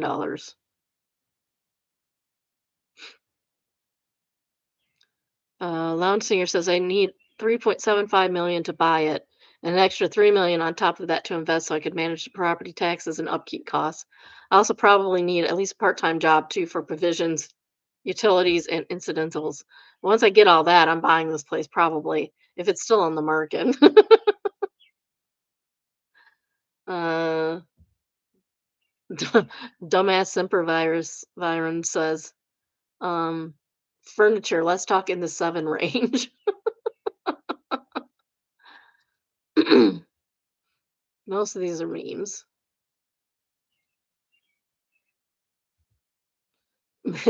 Manured Butterbean says, why do I follow this sub? I'm so broke. Because it's nice to dream, honey. It's nice to dream. Next, we have signs with a story, and it says, if you're crabby, order the chicken. We use only fresh picked crab. We try our best by hand under UV light to ensure all shell and shell and cartridge pieces are removed. We cannot guarantee that is 100% without fragments. If this will ruin your meal, your day, or your review of us, order the chicken. Floppy Overdrive says, same Karen probably came in every day, searched for a microscopic piece of shell, and then demanded her whole meal be comped. Christine Waite says, instant ban for her. McLugo says, they take crab seriously in Maryland. Hi, Marcy said, the Nora says, how can you tell it's Maryland? Oh, I see. Oh, that's funny. This place, Maryland's hard, according to Saris. Next, we have confession, and it is entitled, I lied and told a woman I had cancer after she touched my stomach without consent and asked me how far along I was thinking I was pregnant. That seems fair. I have no issue with that. Basically what the headline says. This happened practically a year ago and I still think about it sometimes. I'm sorry for lying, but I don't understand what makes people think they're entitled to touch other people without their consent. Well, people don't understand consent, honey. They don't understand consent at all. Look at what's going on with what's his face? That creep. You know what creep I'm talking about. Eric Swalwell. That's the creep I'm talking about. And Trump. And loads of other people.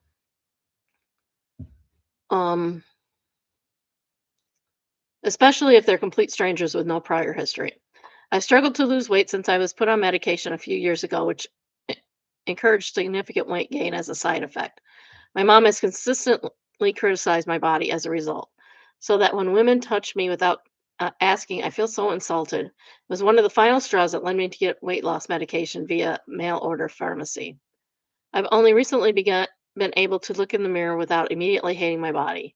I still think about the shocked look on her face and how her hand recoiled from my body as if she touched a hot burner on a stove. She didn't even apologize. She just stuttered and walked away. I wish I hadn't said something as drastic as cancer, but alas, I just wanted her to get the point that you can't touch people you don't know. Don't feel bad about this. Do not feel bad about this. Some people get their just desserts. Flying Meow Bear says it says a lot about her that she didn't apologize after. Sounds like she didn't come from a supportive space to begin with. Exactly. No apartment. Uh-oh. Do you need an apartment, hon? We might be able to help you out. Says this is actually great. I'm sorry it happened to you at all, but I think it sent a strong message where it was needed.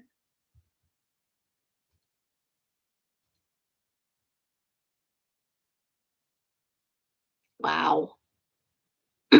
This very downvoted comment from Necessary Key says it's far from great. This person is sensitive to criticism. She wasn't being criticized. There's no criticism here. They invented a lie because they wanted her to feel pain. A person in pain needs to be able to speak freely and honestly. Inventing lies to hide pain will harm you. Didn't harm her. It only harmed the person who was being rude. Moving away from the person would be better because so they can go around and touch other people. Yeah, sure, that'll work. She doesn't need to be insulting the person to understand or feel bad. She didn't insult her.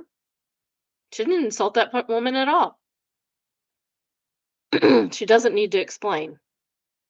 No, she doesn't, but she also does not need to be touched. Person's insult had nothing to do with OP. She didn't insult her. It was just a reflection of the issues the insulting person carries. No, that's not true. If you had to say something, why not say, "Don't touch me, I'm not pregnant"? Unlikely Money says, I'd insult someone too if they touched my body without consent. 100%. And another very downvoted comment, Necessary Key, of course, says, you are very powerful. Ophelia Belladonna answers, she is powerful. Most people just put up with it and enable these touchers and grabbers. Exactly.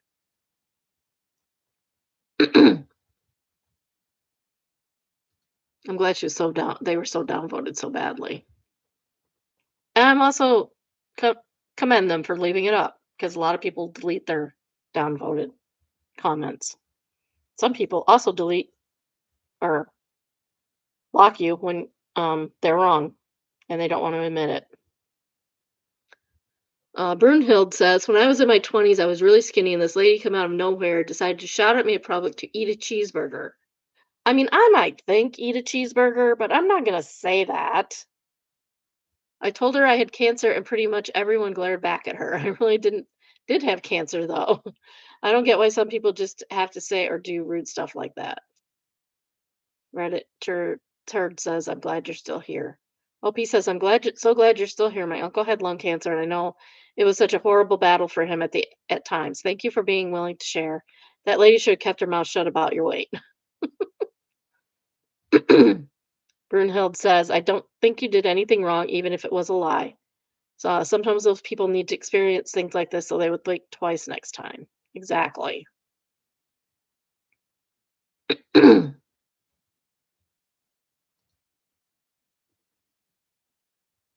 Female frogs use a survival strategy called, oh, this is from Interesting AF, sorry. Female frogs use a survival strategy called thanatosis, where they become completely immobile to avoid unwanted mating. So they freeze. Female frogs fake death to avoid mating with males that they don't find attractive.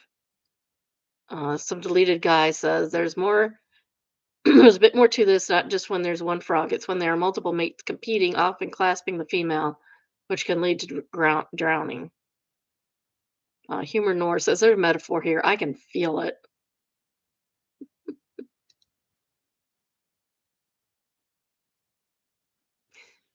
Temporary Truth says committing suicide. Let's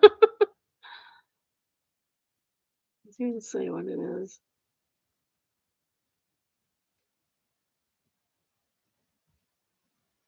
I don't like that the or the awards don't say what they mean.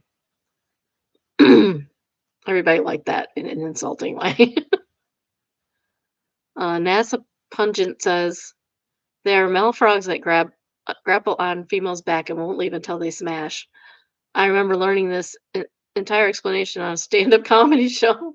There are also critters that wang until they have a heart attack and die, and some animals eat their mates.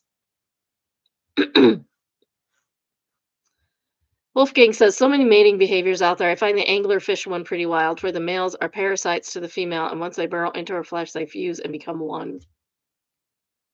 Thanksgiving Miracle says, "Oh, that's what the Spice Girls song was all about." Next is Am I the A-hole and entitled AITA for letting him eat what he cooked.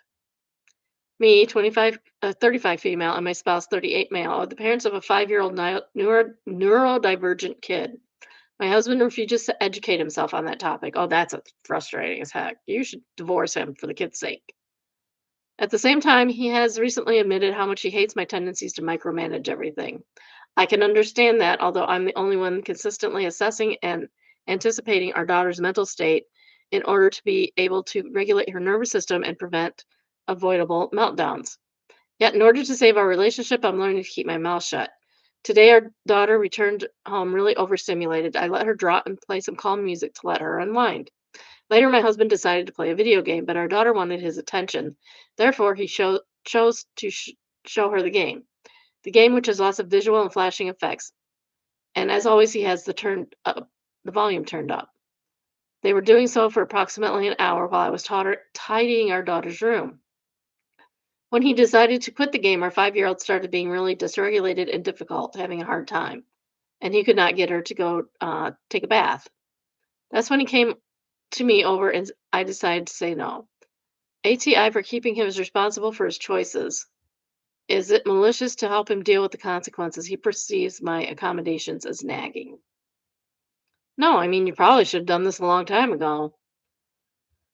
I thought we were talking about food, though. Don't like the metaphor for the. Orange Floss says, MTA, our therapist is adamant that I stop stepping in while my husband is parenting. I do it for the exact same reasons as you. Husband isn't educating himself, and the results can be escalating deregulations from both parties and meltdowns. He, my husband and yours, needs to learn to adjust his parenting style to the kid's needs, not expect perfectly behaved adult in a neurodivergent child's body. Aggie Wings and Toast says, I need to hear not expect a perfectly behaved adult in a neurodivergent child's body, so thank you. And neurodivergent former child who was expected to act like a perfectly behaved adult. Yeah, it's hard. Satan McCool says, I was hoping this was a story about food. Kale Salad says, say my initial bias was NTA. Valuable Yard says, I thought for a second that their 5-year-old had made a good dinner and ate it, alas. Oh. Disney Buckeye says, NTA, your daughter's behavior is a direct result of your husband's choice to play that video game that loudly and that long with her. You could have called it ahead of time, except that he says you micromanage him, and when you point out the future consequences of his actions. I'd have a conversation with him later when everyone is calm to make the following points. 1. When I see you starting down a path that will result in Jane being overstimulated, do you want me to say stop, or do you want me to say something? Do you want me to stop you or say something or say nothing? If you do, I need to know what counts as micromanaging or nagging you. Whether you do or do not, want me to intervene. You are Jane's father and should know at this point what will trigger her and cause this. You should also know at this point how to keep her calm down, and it should not be my job to follow behind you, clean up the messes you made, especially when you say I'm nagging if they try to warn you. All of this happened because Jane wanted to spend time with you and you chose to play a video game instead of talking, playing, reading, watching TV, whatever with her. And somebody says that should be the top comment, and it's still not. Still the third. Next, we have overheard, entitled to Tom. I overheard two guys talking in the elevator. Guy, did you hear about Tom? Other guy, yeah, bro, it's wanging sad. I never expected him of all people to just end everything. He always looked so happy. Do you think he was faking it the whole time? Guy, I don't think he faked anything. I think he probably wanted to avoid making people in his life feel the way that he was actually feeling. So he put the biggest smile on his face every day and made everyone feel the way he could never feel. That's really sad. Rich Liberian says, I hope someone checks on guy number 2. He seems to know the coping mechanisms a bit too well. Alienated Penguin says he could also have lost someone. Think of how Robin Williams always had a smile or joke for everyone or other occasions. Marilyn says Robin Williams didn't commit suicide due to depression. It was his LBD. He didn't want to live with dementia. He also had really severe depression, though. Somebody with LBD without really severe depression might not have done that. Probably wouldn't have done that. Watch it closely, he says. The second guy understood it perfectly. Some people smile because they don't want anyone else to carry what they're carrying. Tom deserved someone to notice sooner. Heartbreaking. Just heartbreaking. Sorry I didn't have a warning on that. I didn't have a trigger warning. I could not have known. True Off My Chest is an update entitled, I told the mistress that she could have my leftovers. And do you remember that? You remember that one? We wanted an update?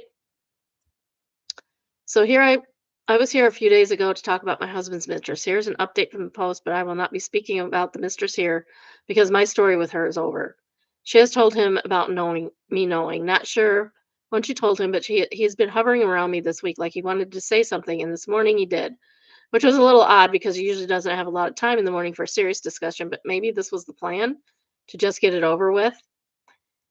He just came in the kitchen and told me, you need to know that it's over with her. It's been over since New Year's. I ended it. I looked at him and couldn't meet him. He couldn't meet my eyes. I said, okay, but next time tell them to never bother me again. This is the one where the woman is perfectly fine with him having a side piece because she likes her life enough. I looked at him. He said there won't be a next time. He loved me and he was so sorry. He made his way for a hug or something, but I guess my look was enough to warn him not to come near me. I'm not sure why his apology and love declaration made me more angry than anything else since I've found out. I wanted to yell and scream, and maybe it's not that woman then. I wanted to yell and scream and hit him, but I stayed frozen in my chair. How wanging dare he apologize or pretend to love me? I said, yes, you will, and the next women is not to contact me. That's all that matters. It wasn't a debate. It was a fact that I was stating. Then when he hovered enough, I asked him why he ended it. He said because he realized I knew. I asked him why he didn't tell me until she told him I knew. And he said because he's a coward and thought that he was sparing me pain, but he realizes I knew and ended the affair, which led her to contact me. I gave him my phone so he could see all the screenshots I'd taken of her trying to contact me for the last month or so. I asked if he loved her, and he said no. I told him not to lie because I've seen the texts. He said maybe at first because it was something new, and he got feelings mixed up with excitement, but he realized quickly that it wasn't love. I said, and like me, you don't want to lose half of this. He said that wasn't why he loved me or wanted me. I said, well, that's my only reason. Before he left, he asked me if I would ever forgive him, and I said no, it was final. I told him that even if I could forgive the physical affair, once the images of them together that I see whenever I close my eyes start to fade, but maybe, but I will never forgive that he destroyed the man I thought I had. Oh, okay, this is the other one. All right. He made me realize that man only ever existed in my head, and I will never forgive him for that. He left to go to work and left me totally drained in my kitchen. Then a few hours later, my mother-in-law showed up and I could finally cry. He had told her and his dad what he'd done, and she wanted to check on me. Good great green flags for the in-laws here. These are good in-laws. She suggested therapy and that he wanted to try it. Honestly, I don't mind. I think I do need one on my own too. Oh, yeah, you do. I also need refuge or sanctuary, a place I can spend time away from him for a few days a week or maybe even a week of every month. So he can use that time too however he wants, away from me without making excuses about how busy he is at night. Quiet Lifter's top rated comment, and they say, they quote, I asked him why he ended it, and he said because he realized I knew. In other words, wouldn't have ended it if you didn't find out. You deserve much better than that painful, pitiful excuse of a human being. Go to therapy, but go by yourself. He doesn't deserve your time or energy. Nitro says, so basically he's in it for the thrill, and once you find out about the relationship, it's no longer thrilling and exciting, so he dumps them. OP says, is that a thing that would explain it? No, the way he explained it is that he woke up to what he was doing and felt disgusted with himself. Nitro says it's definitely a thing. They like the thrill of sneaking around and not getting caught. It's an adrenaline rush. And once that thrill is over, they end the relationship saying because it's the love you and not the other person, it'll happen again over and over. Yeah, probably. Back to Blank says, sounds like you handled the talk pretty well. Hope time and therapy will help you figure out what you'd like to do going forward. And she says she's looking forward to it too. What do Next is what do I do? And it is entitled, I lost my mom to religious psychosis. I, 22 female, have been secretly living with a burden throughout my life that my mom has been in religious psychosis all of my life because I was this neglected and never felt cared about. She never took an interest in me or my interests or having a normal conversation with me. I've tolerated as much as I could, even went as far as to try and look into their beliefs and let them convert me, even though I've never felt anything at church or for God. I still tried because it feels like the only way to connect with my obsessive mother. She doesn't see that she has issues and it's so suffocating to be around her. I just don't know what to do anymore. She tries to make me feel like I'm the crazy one by saying everyone around her at church loves her so much. I must be the problem. She sends me constant TikToks of demons and religion. Ugh. Ugh. And I'm sick of it. I know I probably also seem unreasonable for some of the hurtful things I said while I was raging, but living like this has been miserable and I don't know what to do anymore. I can't get through her as much pain as it caused me. I still wish life was different and she was a reasonable mother. I genuinely feel like I lost my mom to religious psychosis. Has anyone dealt with something like this? Yuna UA is the top rated comment, and she says, I know what you're going through and I know your loneliness. Let me tell you this, you are wasting your energy and feelings. Whatever state she is in, altered or lucid, there is no way you can break through your position. What she's doing right now is living without reason, realizing or accepting the consequences of her behavior on the people around her. This might be acceptable to you only if there was a time limited condition. When this becomes your daily life, your whole life, you have to stop directing yourself toward her and start talking about yourself. You absolutely need to find a way to manage your feelings toward her. She is not capable of accepting her condition and her responsibilities. You need to be capable of accepting the fact that you do not have a mother in front of you, but a person who is lost in her own reality. There may be improvement with therapy or maybe not. She cannot break. At most, she can improve. She's not going to improve. She's old. You, on the other hand, are also already broken or nearly so. Find a way to deal with her without sacrificing your life and your feelings. As a teenager, I accepted that my mother would never be a mother like others. Sometimes I suppress strong feelings of longing and guilt, but the reality is that there's an inevitable manipulation in these relationships, and you cannot go on out of guilt, pity, or the conversation. She's not capable of thinking clearly. I am, so it falls on me to keep things together. Keep what things together? The Vintage Jane says, unfortunately, this is the answer. The biggest break I ever went through, I had in therapy, was realizing that my mother didn't like me and perhaps never would, no matter what I said to her. She loved the idea of me, her child, her daughter, her reflection, but she didn't and never has liked me since I became an adult, independent person who rejected her worldview. There's no reasoning with her. There's nothing I can say to make her understand me better. She doesn't care about those things and she doesn't respect me. That's fine. The feeling is mutual. We will never be close, and that wanging sucks, but trying to change is just wasted energy that could otherwise be spent on loving relationships. Next, we have entitled parents. Entitled, a dad at the shelter tried to surprise his kid with my foster cat, and now I'm apparently the villain. Confused. I foster cats for a local rescue, and once a month we do adoption meetups inside a pet supply store. Nothing dramatic usually happens. People ask questions, kids point at kittens, someone buys a toy they absolutely do not need. Last Saturday, I bought Maple, a very pretty orange cat who looks calm for about 30 seconds, then turns into a funny smoke alarm if a stranger grabs her. I always tell people she needs a slow introduction, should not be picked up unless I hand her over first. Yeah, we've had experience with something like that. Had an old dog that did not like to be picked up. He could pet him all day. Do not pick him up. My son had a bunch of kids over. I said, don't pick up the dog. Of course, some kid, smart ass kid, has to pick up the dog. And he bit her. He bit him. He never bitten anybody before or since or after. Before or after. He's long gone now. He passed away in, I think, 2012, 2010. I can't remember. I can't remember for sure. So long ago it's been. Not good with dates. Why would I have a history degree? Anyway, yeah, don't. When somebody says something about an animal, you need to believe them and follow directions. This dad came in with his daughter, maybe 8 or 9, and immediately started talking like Maple was already theirs, not asking, just narrating. You want an orange one, right? We'll take her. I gave them the usual info about the application, home check, and that Maple was still listed as meet and greet only because she startles easily. He smiled in that way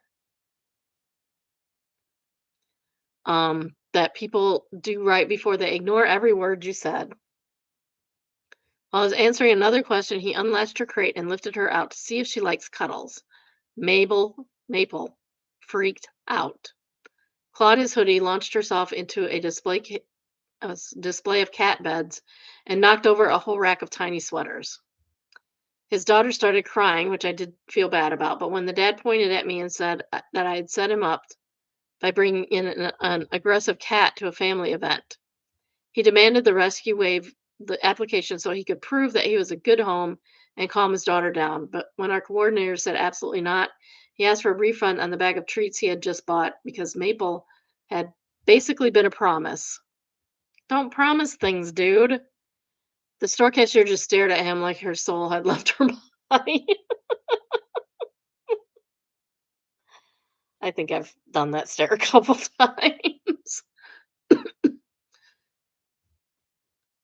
Bad Puff Thai Kitty says, please don't touch my cat. She hates humans. Personally, immediately pets her. Gets bitten. My fault. People say, my cat will hide from you, and then they never do.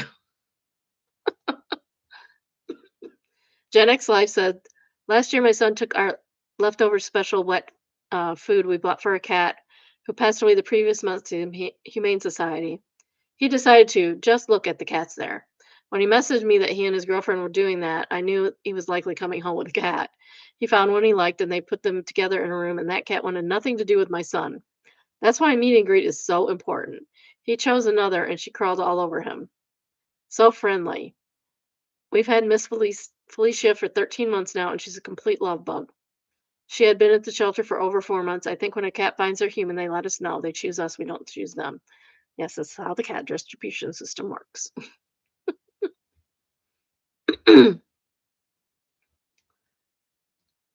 Next, we have Oh No Consequences, entitled Parents Who Cried Wolf. This is originally from Am I the A-Hole? AITA for refusing to babysit my nephew, even in a family emergency, because my brother and sister-in-law lied before. Nope. Once you lie, you lose all privileges to my help. My brother and sister-in-law's only relative in the city. When sister-in-law was pregnant, I made it clear that I'd only babysit for them in case of a serious emergency. For example, someone has a medical emergency. I won't babysit if they just wanted time off being parents because I don't have the free time for that. I work 60 to 100 hours a week. Dude, stop that. That's insanity. Don't do that. Don't do that, folks. No one needs to be working more than 60 hours a week. 60 hours a week is like the top you should be working ever for any reason. 100 hours a week, that's like 2 jobs and then some. No, you're not getting enough sleep at that point, much less having a healthy life work balance. So if anyone needs time off, it's me. Yeah, no kidding. You need to take more time off. Last year, my brother and Sil came to me, asked me to babysit on the day of an informal work meeting, a lake retreat organized by my company. Everyone is expected to go, and it's frowned upon if you miss it. They wanted to go on a date. I said no, I have an important work event. They continued to nag me about how they haven't gone on a date in so long. The night before that day, they called in a panic and said their friend Mike from the next city over had been in a car accident, and I needed to babysit nephew for a few hours so they could go visit Mike. I reluctantly agreed with the stipend that they'd be back by 7 a.m. the next day to pick up nephew so I could leave for my work event. They did not come back until 2 days later. This is child abandonment. You should have called the cops. I had to cancel on my superior's morning of, which looked awful. My brother and sister-in-law never responded to multiple texts and calls from me. Actually, if you explain that to your superior, they're going to understand that you got dumped on. I'd have taken the kid. Take the kid with you. Their excuse that Mike's life was in danger and they were too busy helping his girlfriend. I accepted that since I had met both Mike and his girlfriend at a party in the past and thought they were good people, but I emphasized it absolutely could not happen again. Throughout the next 2 months, my brother and sister-in-law regularly used the excuse of aiding Mike in his recovery and needing to visit him in order to make me babysit my nephew. Mike's girlfriend's company and my company had a meeting 2 months after Mike's accident. I ran into her and asked her how Mike was recovering. Apparently, she had no idea he had ever been hospitalized. Neither did Mike. Mike had never been in an accident, although brother and sister-in-law had gone to visit him recently. It was for drinks and bowling, not bringing them chicken noodle soup in the hospital. I confronted my brother and sister-in-law, and they denied it at first, but finally admitted they had been lying about Mike's accident so that they could go on date nights. You know, you can pay babysitters to stay with your kid, right? So you can go on a date night. That's a thing. If you can't afford that, you can't afford kids and a date. You can afford kid or a date, but not kid and a date. Sometimes you got to sacrifice some stuff. They claimed I gave them no choice since I would never help them out when they needed time together because parenting was so stressful and difficult, and I had no idea it was just a little white lie. I made it clear after this incident I would never babysit for them again, and I stuck to it. Yesterday, my brother, and Sil begged me to babysit for them because there was an actual emergency in Sil's family. Nope, that bridge has been burned, ma'am. They sent me proof of the relative's hospitalization, and I still said no. They don't care about betraying my trust, so I don't care if they can't afford childcare or if their relative is in the hospital. They said I was a bad aunt and needed to get over my grudge and a petty a-hole, A-I-T-A. No, no. They'd have probably left the kid with you for a week.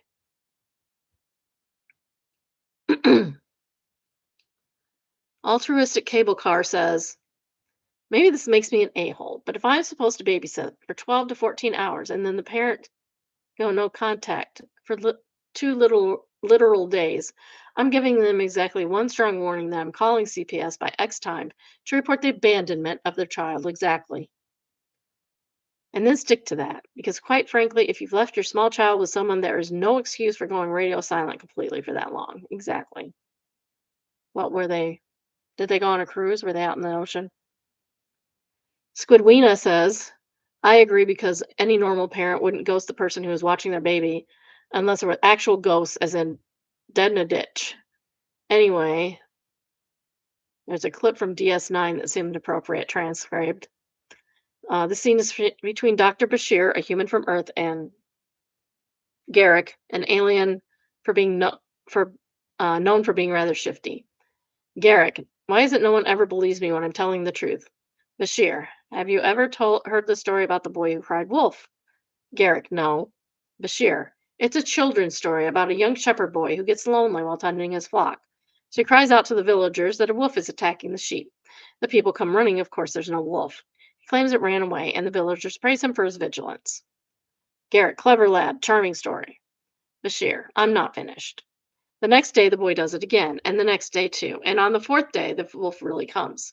The boy cries out at the top of his lungs, but the villagers ignore him, and the boy and his flock are gobbled up. Garrick, well, that's a little graphic for children, wouldn't you say? Bashir, but the point is, if you lie all the time, nobody's going to believe you when you're telling the truth. Garrick, are you sure that that's the point, Doctor? Bashir, yes, what else could it be? Garrick, that you should never tell the same lie twice. Oh, that's great. Golden Trekkie says, I love seeing Trek and especially DS9 references in the wild. Garrick episodes are some of my favorites too. He's such a good, interesting character. Studs answers her and says, my favorite scene is still the root beer conversation between him and Quark. Squidweener goes, just be like the Federation. If you know, you know. If you're old enough to know. The second top rated comment is Silky the Bat, and it is entitled Tough Titties. That's what liars get. Oh, Kaleidoscope says liars get tough titties. They're still titties, so let's go.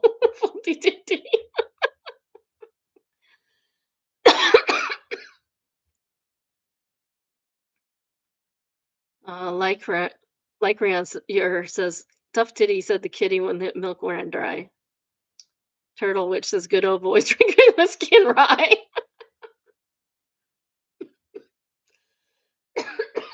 Fancy Statistician says, the OP has been banned and I'm desperate for the tea. Yeah, no kidding. Wonder why they were banned. They should tell you why they were banned. Like, we need to know. Because maybe this is a bunch of hooey. Ian's 2 says, why is everybody's advice on these situations to call the cops on them? Because that's what you do when somebody doesn't show up to get their kid. You call the cops. Parents vanish into thin air for days. Obviously, they've been in a horrible accident, or they'd have checked on their kids, because no rational people dump their kids on a child-free aunt for a whole weekend, even if they are visiting an injured friend. OP would never be asked to babysit again. Here's the thing. These parents aren't watching, aren't going to the friend, dude. Did you miss that part? 41 flavors and then some. I don't know why that's upvoted. That should be downvoted to oblivion. The moment 7:30 rolled around with no word, I would have called the cops out of concern, because my siblings would never go radio silent like that. This would probably lead me to go no contact with the couple and extended family with opinions, because, oh well. Meow says, same, my kid is 6 and never have I ever had a babysitter wonder where I was or when I'd be back. It's wild to me and definitely warrants a call to the police. Any extended family with opinions can offer to babysit. Exactly. All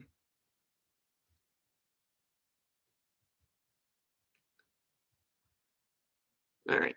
That's all for that one. Next we have mildly infuriating, and it is how not to sell a car. It opens in the middle of the conversation. How many miles? 170,000. How long have you owned it? Any particular reason for selling it? Are you interested in buying it or knowing my life story? It's about the car. They don't care about your life, dude. It's a 25-year-old car. Those are reasonable questions I would expect most people to answer when interested in buying a car like this. Exactly. Crazy people. Skip to Malou says, LOL, you want to hear my life story? Not really, maybe the cars, though. Have you met Ted's answers? Either way, it's gonna be a lie story. A deleted person says, "Is that like Toy Story but dark?" And then a comment got deleted by the OP. I don't understand why people do that. Um, Dick Trickle says, translation, uh, Crap's wanged and I don't want to tell you. Exactly. Um, Hedgehog says, seller selling car, buyer asks about car, seller. WTF is wrong with you?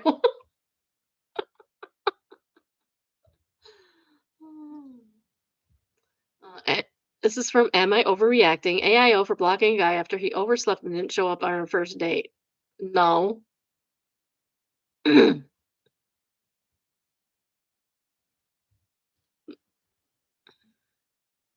Oh, he's only 20 minutes. 15. No, but I mean, you're not, but 15 minutes, stuff happens sometimes. I, 25, female, matched with Kevin, asterisk. Everybody's named Kevin in my house, so. 25 male on Bumble, and we started chatting. Our conversation, oh wait, there was another one. Hold on. She blocked him at 10:45.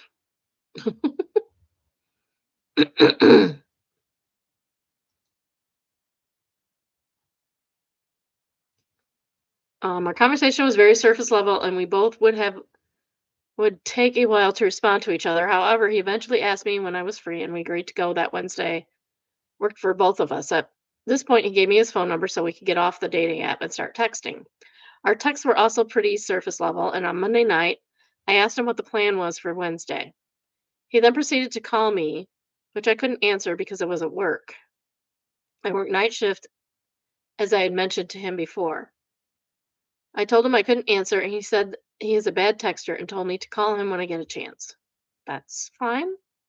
Tuesday night, I call him and we talked for about 15 minutes. It was a good conversation. We talked about random stuff like coffee and movies. We agreed to meet at a bar downtown on Wednesday night.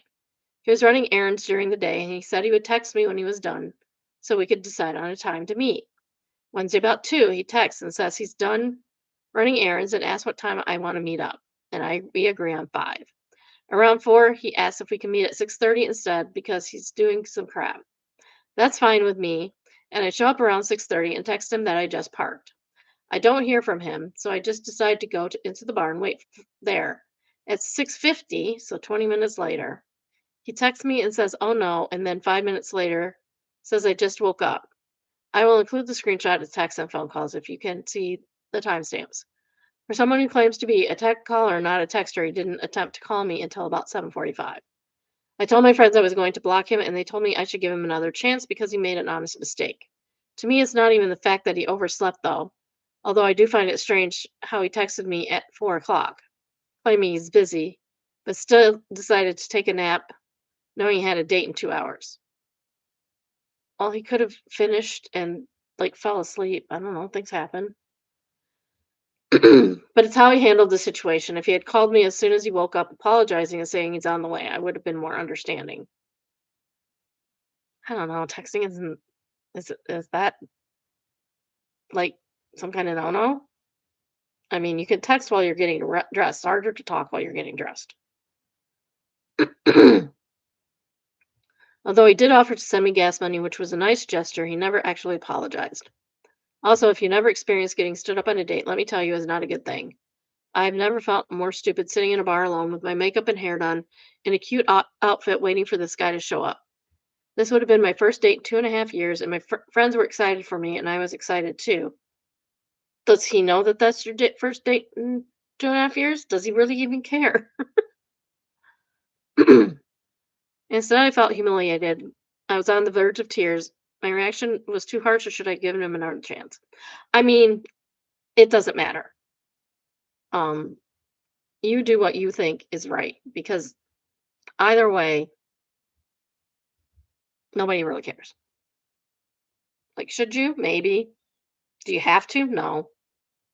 You do what you want to do. Woman off says, NOR, Kevin will learn a valuable lesson about setting alarms when taking a nap before planning an outing, if that is even what happened. He changed the time and then missed it. Move on fast. Individual throat says, I bet he won't.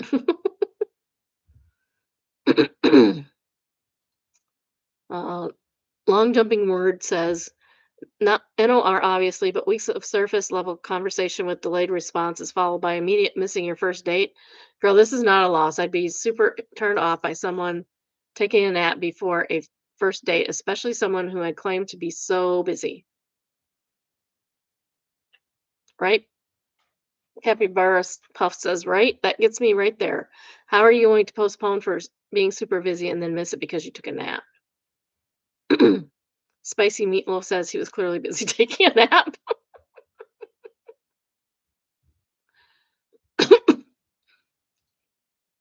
Used Development says, I love the, if you are not there, it's okay. We can take a rain check. Mofo not only doesn't show up remorse, but is acting like you missed the date. All generous and forgiving, LOL. Just boot this guy and be done with it. Popular Cake says, wait, you're so right. I didn't even notice that he's saying it's okay not to worry about it to himself. I didn't read it. I'm not that interested, to be honest. Server Life and is entitled, would you go by the tip or total for this? So let's see, $1,200. Well, expensive, $1,200, $1,218. And I put a $223 tip. Yeah, the total's for sure wrong. I would go by what it says. What? 1, 2, 8.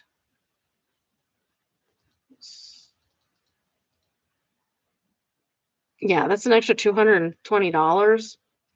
I would go by what they wrote down as the tip and not as the total. Because where's the rest of the money accounted for? That's what I would do, because otherwise you could get yourself in trouble.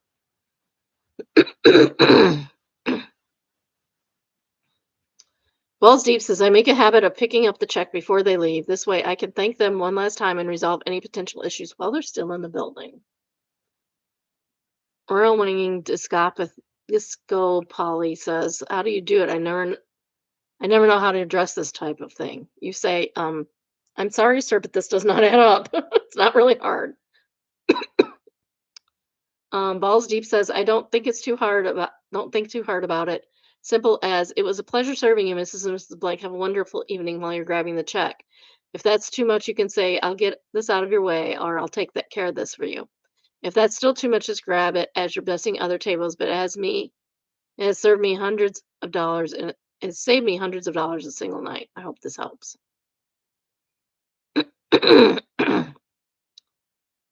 And then somebody asked, what's the most tactful way of bringing the bill?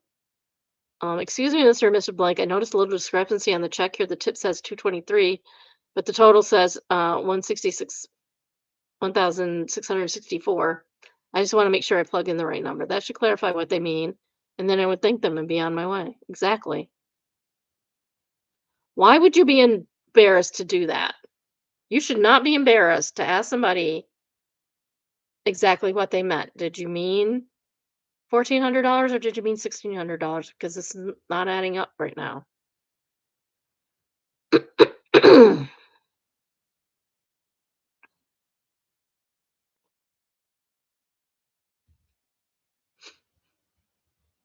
Mr.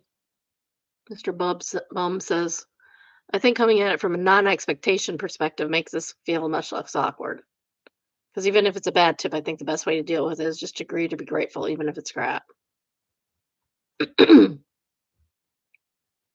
I make a mistake in addition, please ask me. Please ask me. I'm not good at math. Had a whole conversation about not being good at math. Still going on today. It's ridiculous. Next, we have best of editor updates, and it is entitled, My 23 female boyfriend, 24 male, keeps accidentally calling me his best friend's name during sex. Okay, that's weird. Is his name Kevin?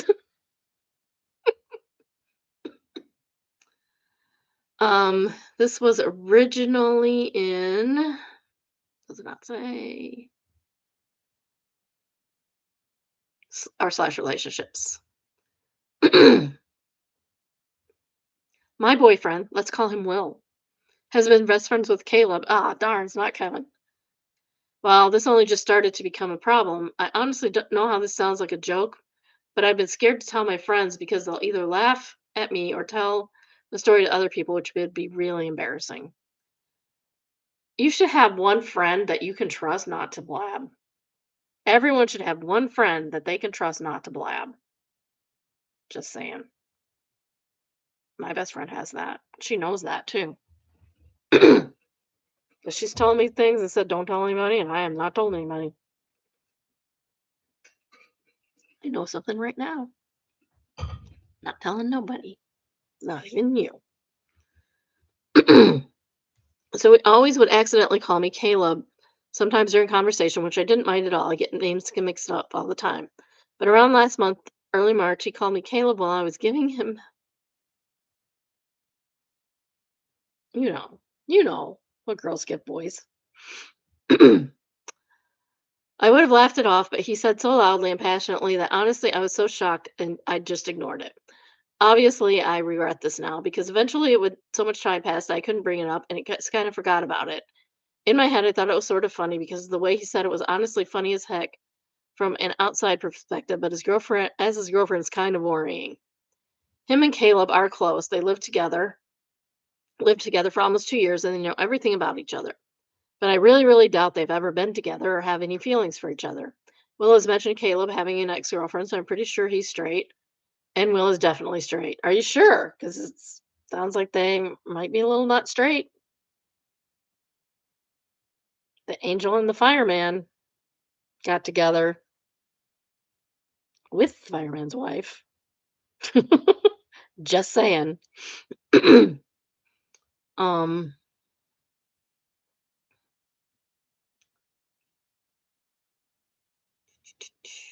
Will is definitely straight.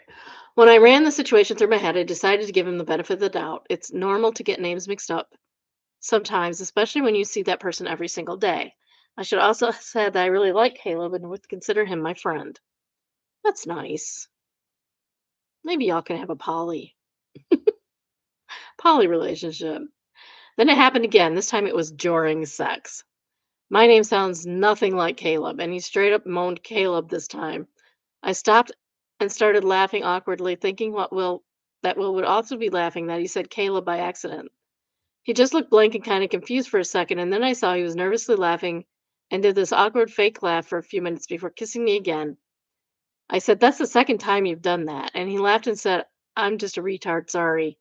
Obviously, I was uncomfortable, but again, I thought it's him being clumsy. Finally, it happened last night, the last night.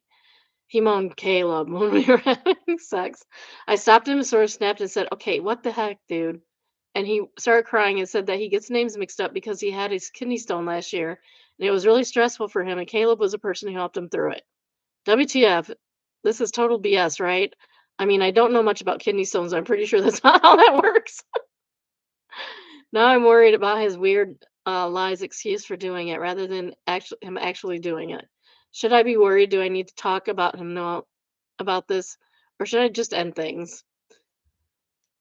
There needs some talk. There definitely needs some talk. Maybe some Caleb talk needs to come into this situation. Like, do you know why this would be happening? Because it's weird. Top comments from deleted. Dealing with kidney stones right now definitely doesn't make me scream Mike when I'm having sex. If anything, it makes me scream Emma for the bathroom. Do with that what you will. Fairy Wings says, I have to say the kidney stones bit is more far-fetched creative BS excuse I've read about in a long time. There's reaching and then there's ripping your arm off and claiming you were stretching. Lizzie says, and Will is definitely straight. Please don't be that naive, guys. Don't call you by a man's name in bed multiple times when they're 100% straight. Alton Brown fan says, no, don't understand. It's a kidney stone bros thing. Zia says that's the rule. A kidney stone means no homo. Listen to the advice of men said can confirm was 100% straight. Got a kidney stone last year. I'm now on dating a nice young man. Harry Wings thinks I remember when I got a burn spurt and started batting for the other team. So as soon as the doctor took it out, cured the gay. Milkbeam Galaxia says, I don't want to be that person, but are you sure he isn't in love with him or hold some romantic feelings for him? You need to sit down and have a serious conversation with him on this. I get it may happen the first time, but happened again? Yikes. Adolaire says, Will has mentioned Caleb having an ex-girlfriend, so I'm pretty sure he's straight and Will is definitely straight. Bisexuality exists, and it does. Just ask the fairy and or the angel and the fireman, the seraphim and the fireman, and the fireman's wife, yarn lady, or yarn granny. Somebody's gonna get that joke someday. It's gonna be really funny for them. April 23rd, 2018, 2 days later. Update. This got a lot of attention, and everyone's responses were very helpful, and they made me realize how serious the whole thing is, and how I was fooling myself into thinking Will didn't have some sort of feelings for Caleb. They live a block away from me, so I really thought through everything I wanted to say and headed over there. Caleb answered the door and let me know that Will was picking up concert tickets, that he'd be back soon. And he let me in. I'll admit I was acting strange around Caleb because even though it wasn't his fault, I still felt a little jealous and sad, and he picked up on this and asked what was wrong. I basically broke down and asked if he and Will had ever slept together. He looked really shocked and asked why. I ended up telling him the whole thing. Good. I told you the Caleb talk needed to happen. He looked incredibly confused the whole time, and then when I told him about the kidney stone thing, he burst into laughter, but like manic laughter. He was shaking so much like he was vibrating, and then he started crying, and I got really worried and asked what was going on. He wouldn't answer me at first, but after I insisted he tell me what's going on, he apologized to me and told him that he and Will had drunkenly slept together a handful of times over the past 2 years. So they are bi. Both of them are.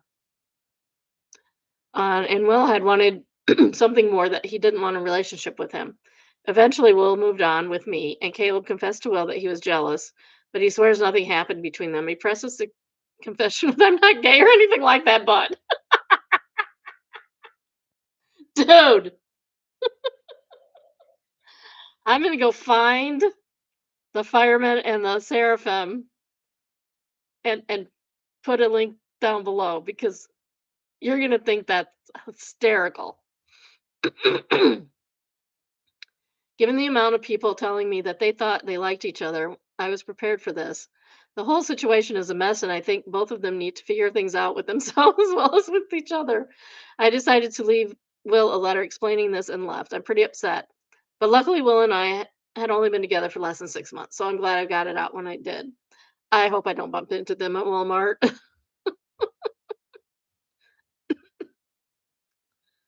Witch Dagger says, I hope I don't bump into them at Walmart. It's such a real smallish town here. Bitter Rucksack says they only live a block away, so it's reasonable concern even if it's in a bigger city. Yeah, that's true. She should try Aldi. She should. Unfortunately, that's true. There may not be one around. Second top rated comment is True Crime Runners, and it says a kidney stone means no homo is great flare material.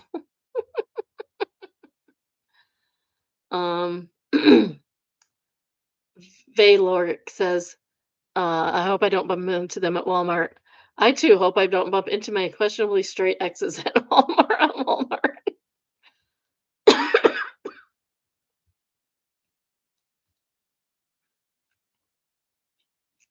Brave Hamster says, see, folks, this is what happens when you forget to say no homo one time before sleeping with your best friend.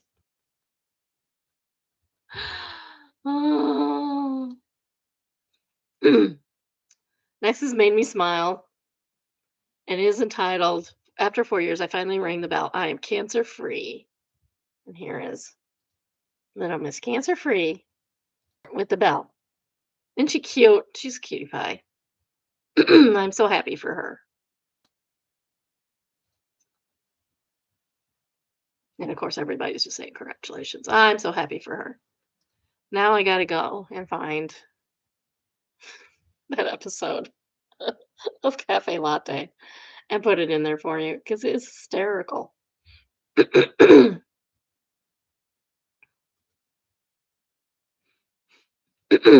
Maybe I should get a hold of Chris and ask her if I can do that. I mean, I don't know the author at all, but but it's so funny. All right, that's all I got for the day. No homo before you have sex with your best friend. Just remember that. Or maybe everybody's a little bit gay. Who knows? Have a good day, my biddies. Love you. I'll be back tomorrow. I'm gonna try tomorrow. My headache actually feels better now, finally. But I am gonna try. So I may be late tomorrow because I'm gonna try the Costco thing again tomorrow. It did not happen today. It was not good. I do feel better now. Laughing helps. Laughing always helps, doesn't it? They say laughter is the best medicine. And then there was a bunch of jokes. Reader's Digest. Ever heard of it? Probably not. All right. Love you, biddies. Have a good day. Love you. Bye bye. Love you. Bye.